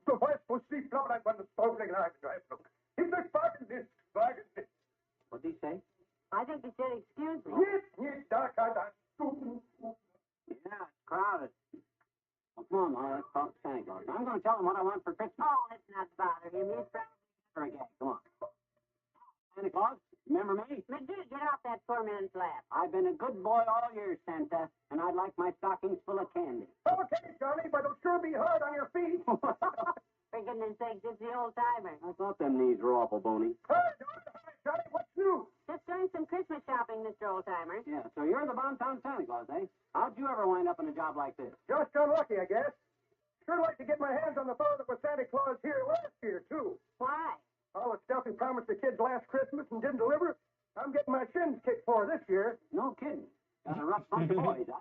No, it's the girls that do the kicking, Johnny. The boys seem to be different this year. Well, I'm glad to hear that. This must be kind of fun at that. Well, leave us say it's an interesting experience, daughter. One little feller about 6 years old come in yesterday and come up in my lap, and he just snuggled down like a little kitten. Oh. Santa Claus, he says, I want to whisper in your ear. Close your eyes and listen, he says. I closed my eyes and leaned down and listened. I just got kind of a warm feeling all over.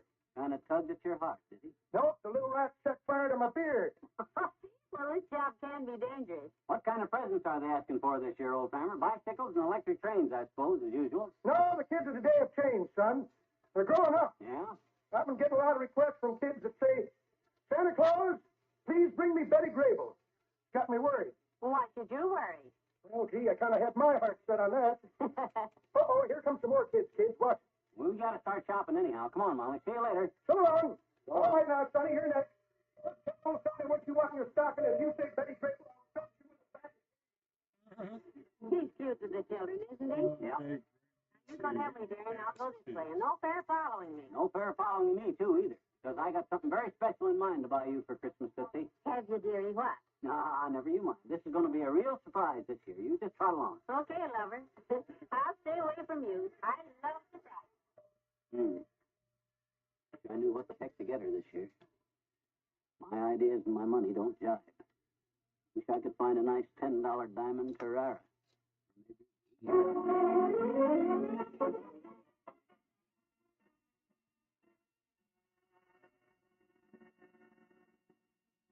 When you give your Christmas gifts this year, have you thought of the extra little luxury touch you can give any gift by adding a Papermate pen? A Papermate pen is a gift that everyone appreciates because a Papermate is a gift that everyone can use.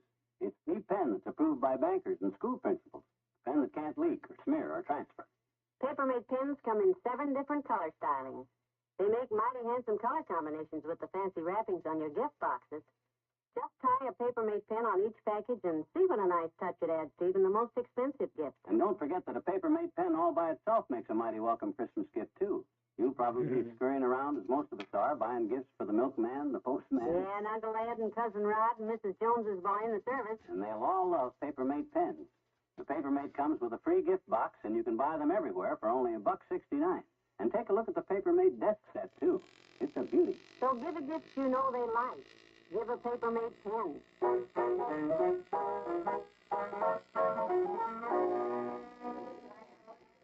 Yes, that is a nice loud pen, and I'll take that gift. You made a wise choice, madam. I doubt that, but I'll take it anyhow. Will you gift that for me, please? Right away, madam. Well, I hope McGee likes it. Attention to department. All clerks to department. Kindly check all boxes before the customer leaves. One of you rum-dum stole my money. My, I guess anything can happen in a busy place like this. Oh, never too. Hi, Ma. Oh, haven't got a rocking chair with you, have you? Oh, I'm dead. Me too. All I bought so far is a shirt for McGee. It's one of those California sports shirts. You know, the kind that picture people all wear? Yeah. With the long collar that comes clear down to here. Got palm trees on the pocket. Oh, I don't know what to get for Mark so far.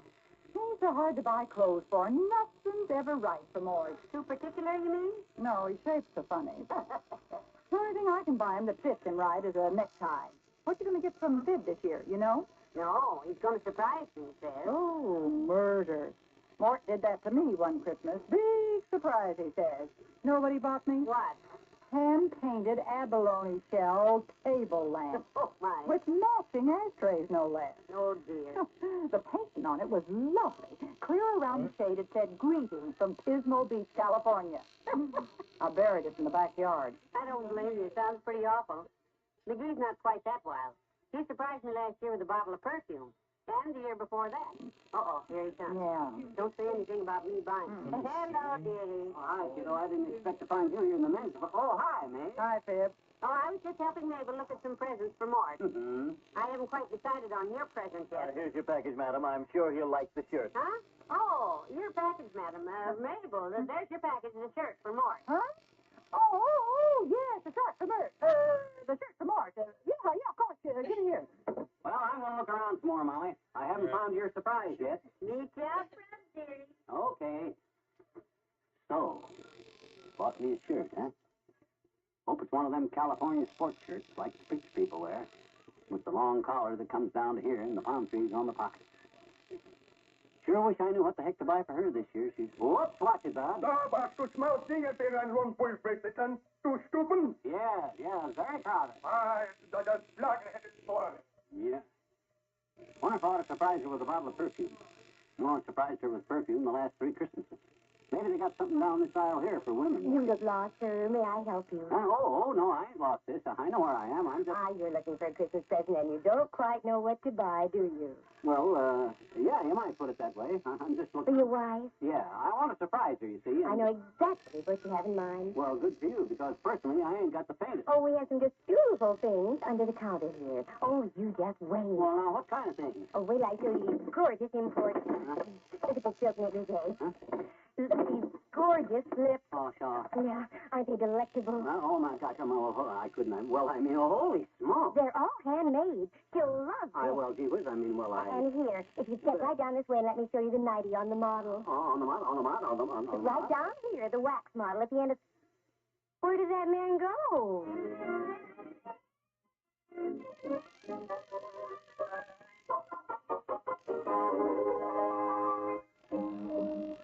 Boy, this is the toughest job I ever had. Trying to find something to surprise her that I can afford that she likes that she don't expect. Oh, hi, Doc. Well, what are you doing lurking around here, sonny boy? Doing your Christmas shoplifting? That ain't very funny, Fatso. That was a very feeble crack. Yeah, I know. It's the best I could do. This Christmas shopping's got me licked. You're licked? Mm-hmm. Boy, I'm beat right down to my shoe soles. I swore I'd buy Molly a Christmas present that'd be a complete surprise to her this year, and I've been battling my way through this slaughterhouse all afternoon, and what have I got? Sore feet. No ideas? Sure, I've got lots of ideas. I'd like to buy her a mink coat, fill the pockets full of diamond Ferraris, and deliver it to her in a Cadillac convertible. You got any ideas how I can do that? Nope. Me neither.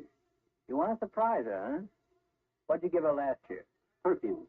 Year before that? Perfume. How about 1950? That was the year I gave her a bottle of perfume. Uh-huh. She always knows what she's going to get, and by George, I'm going to surprise her this year if it takes me... Hey, I've got it. Yeah, that's it. What's it? Look, 3 years in a row I've given her perfume. Got it? So you told me. So this year she knows good and well I'm not going to give her perfume again, right? She should know it. So, I want to surprise her, right? Right. That's it. Hey, miss, wrap me up a bottle of this perfume. Oh. This evening in Liverpool. The family size. Girl can always use perfume, Doc. And boy, will she be surprised, because the last thing she'll...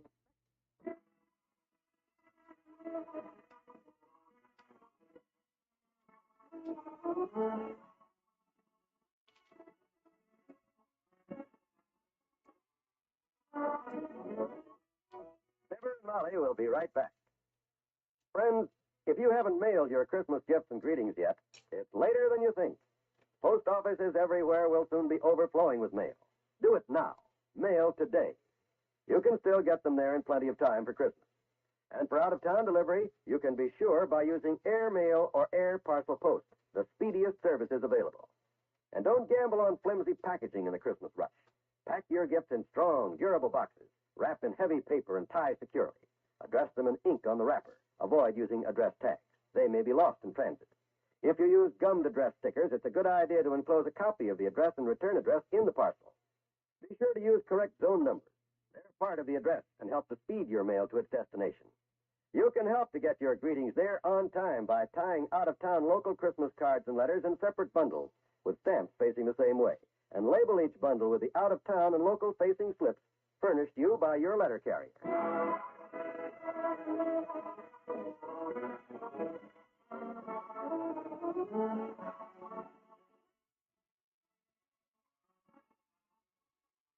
You wouldn't guess in a million years what you're getting for Christmas this year, Molly. Well, I know it'll be wonderful. Is it to wear or what? Well, no, I'm not saying. Ah, come on, give me a hint. Is it big or little? I'm not dropping a single hint this year. It's going to stay locked up right there in that little desk drawer till Christmas. So don't go sniffing around. Oh. Good night. Good night, all.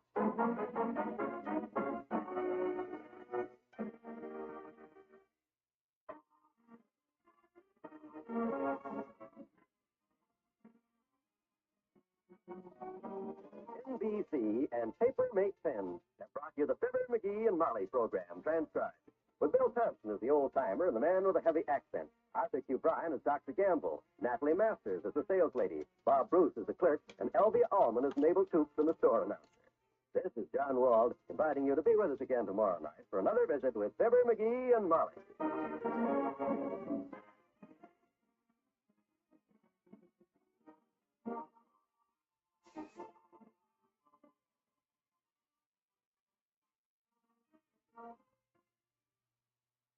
Get Mom a kitchen radio for Christmas for those great daytime shows of the NBC radio network.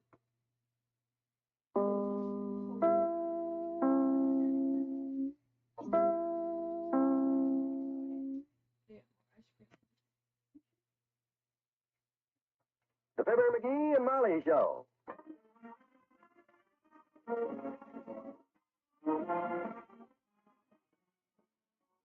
Every weekday at this time, NBC brings you Fibber McGee and Molly transcribed.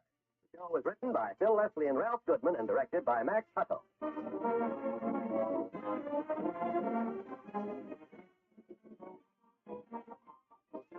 Fibber and Molly will be with you in a minute. Here is an urgent message from CARE, a Christmas opportunity that you must not miss. For just $1, you can bring Christmas dinner to a starving family overseas. This year you can share your Christmas with a family whose only hope for Christmas is just the hope of beating starvation, of just staying alive. Your dollar will send an 11-pound food package, the special CARE Dollar Food Kit. That's right, CARE will send in your name 11 pounds of life-giving food to a war-ravaged family whose lives depend on such gifts from you. This is government surplus food made available to CARE by the Foreign Foods Administration, and your dollar pays only the shipping costs. It's a big dollar's worth. Don't put it off. The time is very short. Make your own Christmas happier by sharing with some hungry family overseas. Put $1 in an envelope with your name and address. Put as many dollars as you can afford in an envelope. Send it to CARE, C-A-R-E, New York.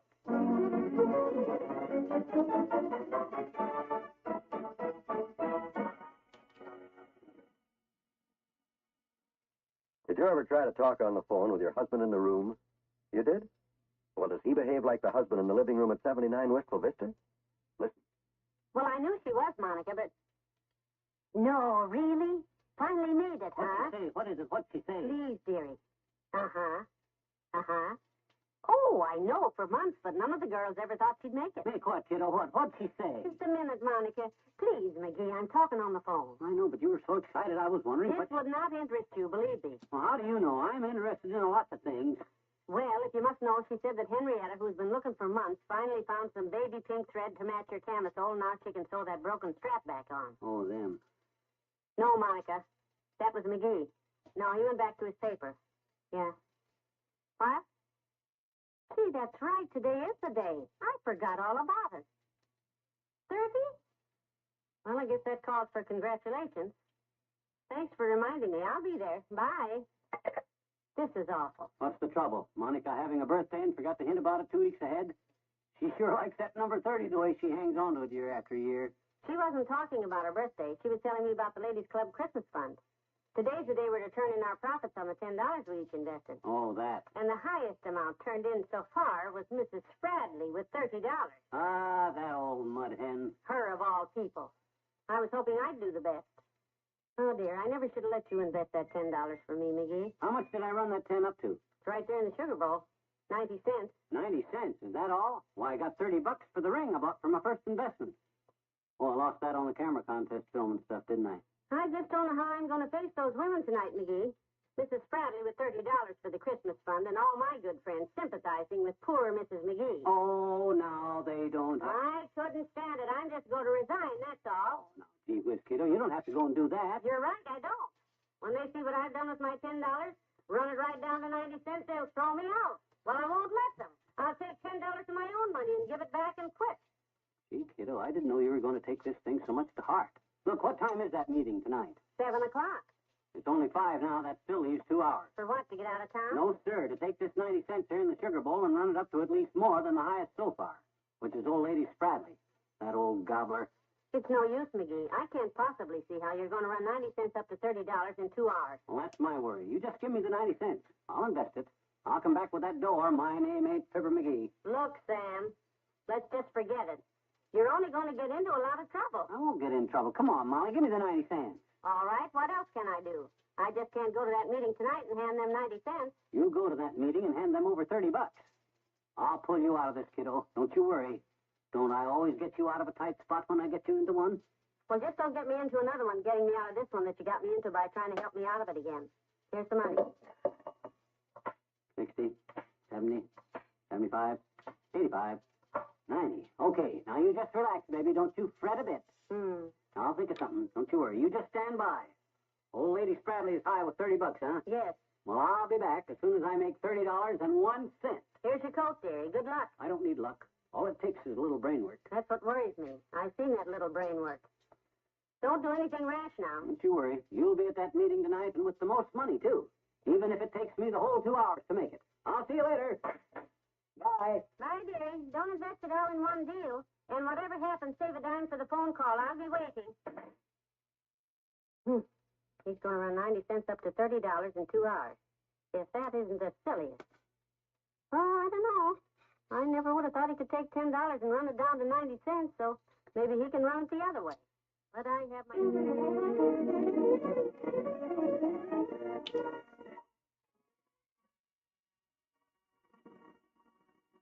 More fun with the McGees shortly. Folks, if you haven't done your Christmas mailing yet, you're behind the times. Don't let after Christmas arrival detract from your gifts and greetings. Mail now, today. And avoid that disappointed feeling. For out-of-town gifts and parcels, you can still be sure of Christmas delivery by using fast, dependable airmail or air parcel post, the speediest services available. And be sure to remember to pack your Christmas gifts in strong boxes and insure them. Small articles of jewelry, such as watches, should be registered for the safest, best handling. For first dispatch and delivery, send your holiday greetings first class. You may enclose a message, seal them, and they'll be forwarded if necessary. And don't forget to use the correct zone numbers. It's a part of the address and helps speed your mail to its destination. You can also assure faster delivery of your mail by tying out-of-town and local Christmas cards and letters in separate bundles with stamps all the same way and labeled with the out-of-town and local facing slips furnished you by your letter carrier.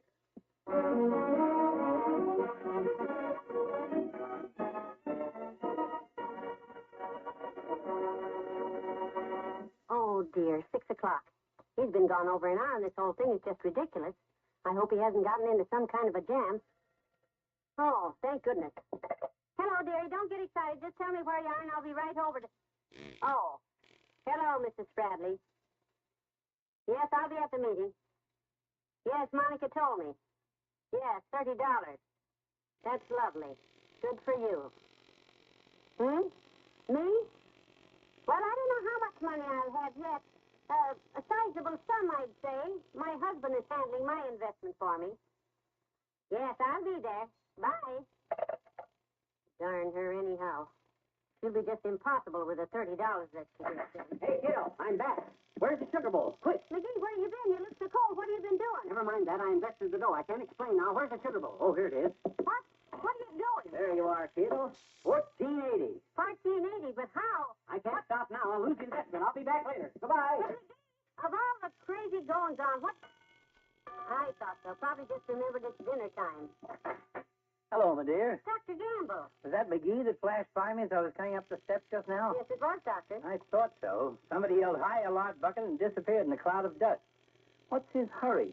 Just remember his library book is due today, and they get 2 cents a day for overtime? No, he's out on a business deal today. What kind of a business deal? Well, I wish I knew. He left here with 90 cents an hour ago and said he was going to make a fast investment. It was fast, all right. He just came carrying in here with 1480, dropped it in the sugar bowl, and vanished again. What? What's this all about? Well, it's the Ladies' Club Christmas Fund, Doctor. Oh. After he got through investing, as he calls it, the $10 I had, he wound up with 90 cents. I have to turn it into the club tonight. Well,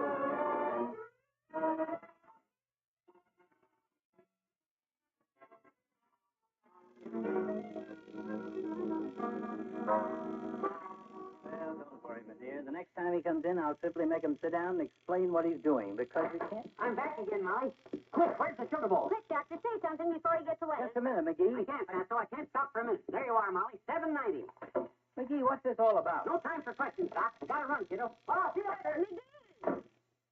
Well, if that isn't the... Look at the sugar bowl. It's full of money. Where's he getting it? I think we ought to get to the bottom of this. What do you suggest? Well, he's been running in here every half hour with his little hot fist full of money and then running off again before we can find out what he's up to. You want me to throw a net over him next time he comes in? Because if I don't, somebody else will. I've got a better idea. The next time he comes in, we don't ask him a thing. But when he rushes out again, we'll wait till he slams the door.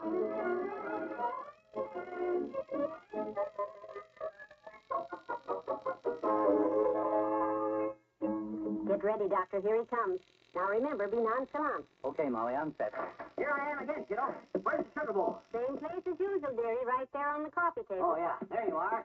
Another 420. Oh, see you later. All right, dearie. Have fun. Oh, this ain't fun, kiddo. This investment is hard work. But one more trip and we've got old lady Spradley knocked right off her high horse, right? Right. Oh, hi, Doc. Bye, McGee. Bye, Doc. Bye, McGee.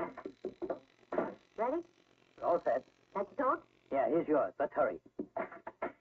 There he goes up the street. Come on, let's not lose him.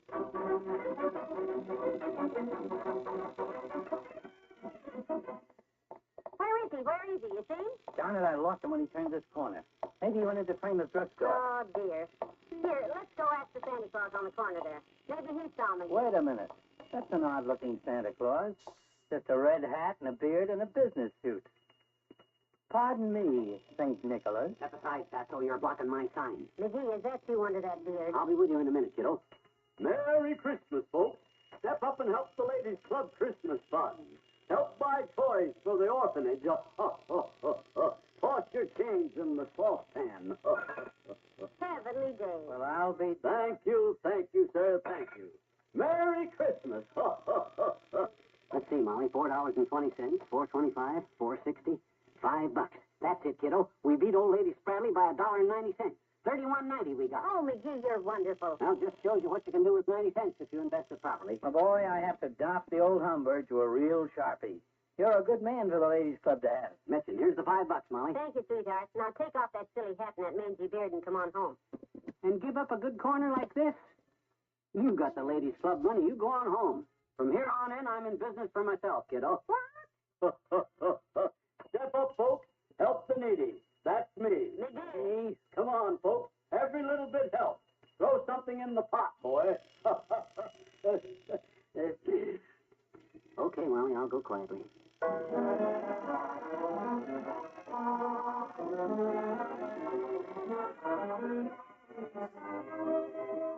We'll say goodnight to Fibber and Molly in a moment. I know that we hardly need to remind you that Christmas is just around the corner. For everywhere you look are signs of this festive day. If I may, I'd like to talk with the husbands and children listening. All you wives and mothers can leave the room for a minute while I make this suggestion for your Christmas gift. You know, men, your wives spend between 3 and 4 hours in the kitchen every day of the year. You can fill that kitchen with entertainment if you present your wife with a radio for the kitchen on Christmas Day. With a radio for company, kitchen chores seem lighter somehow, and time passes much more quickly. So give it some thought tonight. Then tomorrow, stop into your favorite store to look over their selection of radios for the kitchen. The manufacturers have outdone themselves with brightly colored sets to match the decor of any kitchen. You'll find a size and shape to fit that unused bit of counter space. So make Mother's Christmas last all year long with a radio for the kitchen in her stocking the morning of December 25th. She'll be mighty pleased, we know.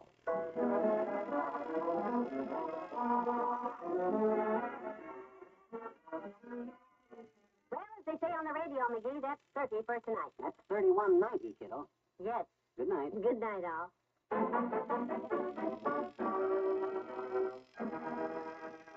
NBC has brought you the Fibber McGee and Molly program, transcribed with Arthur Q. Bryan as Dr. Gamble. This is John Wald inviting you to be with us again tomorrow night for another visit with Fibber McGee and Molly.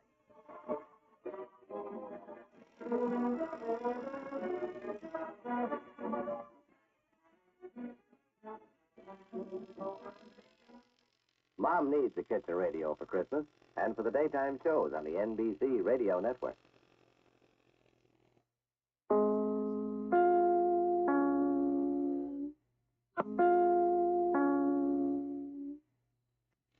He's mad about The Fibber McGee and Molly Show.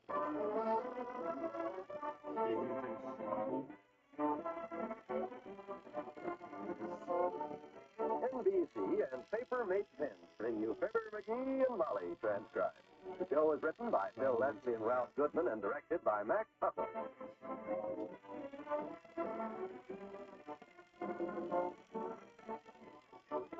We'll join Fibber and Molly in just a moment. I'd like to take just a moment to ask you a personal question.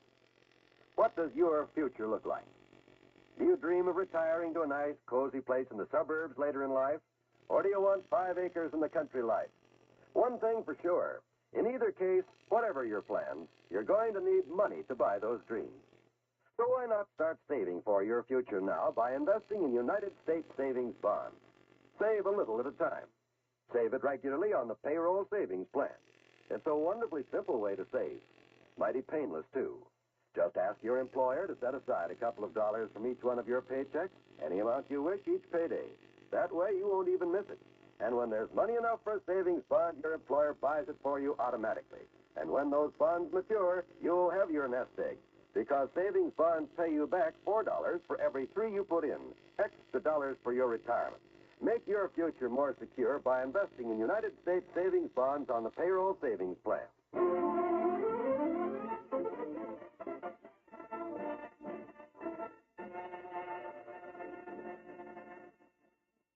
McGee, what are you doing? Huh? You've been fidgeting around the living room ever since breakfast and peering out the front window every 2 minutes. You expecting company? I am indeed, Mrs. McGee. I'm expecting a very distinguished and respected representative of the federal government to arrive here at any moment with a very important communique. Really? Who? The mailman. Oh. Today's the day I hope all them insulting phone calls I've been making to the city hall this week about when of them leaks is going to get their noses out of the pork barrel long enough to mail me my tax refund that I overpaid our property tax a month ago pays off, I hope. Would you mind running that backwards? Maybe I can follow you better that way. I says the check's due today, the refund checks from the city tax collector. $42.60, their notice said. And boy, we can use that dough this week. I should say so. Did you see the mailman yet? Nope. Boy, it sure is windy out there today. You been outside? No, but Mabel Toop said she tried to hang out her laundry this morning and had to quit. Yeah? Yeah, said the wind blew the stripes off a Mort's Sunday shirt. Ah, you can't believe Mabel Toops. She exaggerates. I know when Mr. Wimple left here to go downtown this morning, the wind lifted him right off of the front steps. Well, it must have set him down again on account of because here he comes trudging up the sidewalk right now. It's all he can do. My gosh, there goes his hat. Oh, dear. Looks like a brand new hat, too. Look at him run. It is a new hat. Run out and help him, Jerry. Quick, go help him catch it. Not me, Tootsie. The only thing you catch in a cold wind like this is pneumonia. He'll get his hat. Oh, poor Mr. Wimple looks so confused. That's the look he was born with. He can't be very bright anyhow if he goes out on a day like this with a brand new hat on. Why, But McGee, oh, look, it's blowing this way. Quick, it's in our heads. All you have to do is duck outside and grab it for him. Well, if you want to get my overcoat out for me, my mittens and my galoshes, I'll go out and help him. Although anybody that wears a new hat out in this kind of weather... Never mind. It's too late anyhow. There it goes again, out in the middle of the street. Oh, dear. That's all. What's the matter? Truck just ran smack over it. Oh, that's a tough break for poor old Windy. If it hadn't been so windy, I'd have gone out there and helped him. But that's life, Tootsie. Here he comes now. Hello, folks. Did you... Yeah, we saw the whole thing from the window. Just look at that hat. 2 minutes ago, it was brand new. Now it looks like an old South tamale. Well, there's no use grieving about it, Link. That's life, boy. But a brand new hat, Mr. McGee. Ruined. Oh, I feel awful. It's a shame. Aw, cheer up. It can be reblocked. That tore part there is in the top. When you crease it properly, nobody will even notice it. Do you really think so? Why, sure. Oh, it may leak a little, but what the heck? You gotta take these things with a smile, boy. Laugh it off. Ha, ha, ha. That's life. Well, I think it's just wonderful of you to feel that way, Mr. McGee. You're real. Hmm? You be sure and let me know how much it costs to reblock it. As long as Mrs. McGee loaned me your hat, the least I can do is pay for the damage. Huh? You're a true friend. Why? I'm going up to my room and lie down if you don't mind. Oh. I'm too. Oh, fine. Look at that. My gosh, Molly, why didn't you tell me you loaned him my brand new hat? Well, you didn't seem very interested in what happened to it, dearie. I started to, but like you say, that's life. Look at it, mud all over it. Crumpled up like an empty popcorn sack. And look at that hole in the crown. Why, you can put your fist through it. Well, you have to take these things with a smile, dearie. Laugh it off, you know. Ha, ha, ha. Oh, well. Look, Mother will give you a new one for Christmas. As soon as that check comes from the city, I'll take $10 and... Hey, the mailman. There he goes down the street. He's already been here. I'll run out and see if that check comes. Wait, now, don't you want your coat? Don't need it. The thought of that $42 check warms me up like a substitute quarterback with a tie score. Don't catch cold now. That wind is sharp. Don't you worry. I'm okay. The mail's here, all right. Postcards from Uncle Dennis. Christmas cards from the finance company. Catalog. Ah, here it is. City tax collector. Refund department. Aha! Stand out there in the wind. Bring it in. Okay, whoops. What's the matter? It just blew out of my hand. The letter with the check in it. It blew away. Oh. There it goes, dearie, down the street. I'll get it, Molly. I'll get it. Come back to check to get the coat. Heavenly days, where's his coat?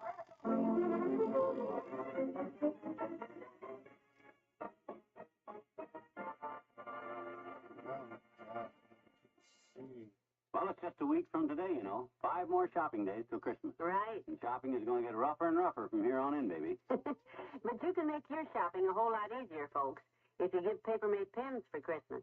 Because you can buy paper-made pens everywhere without fussing around over sizes or styles or whether it's something they need or not. That's right, because everyone can use a paper-made pen. The paper-made comes in 7 different color stylings, and it makes a very handsome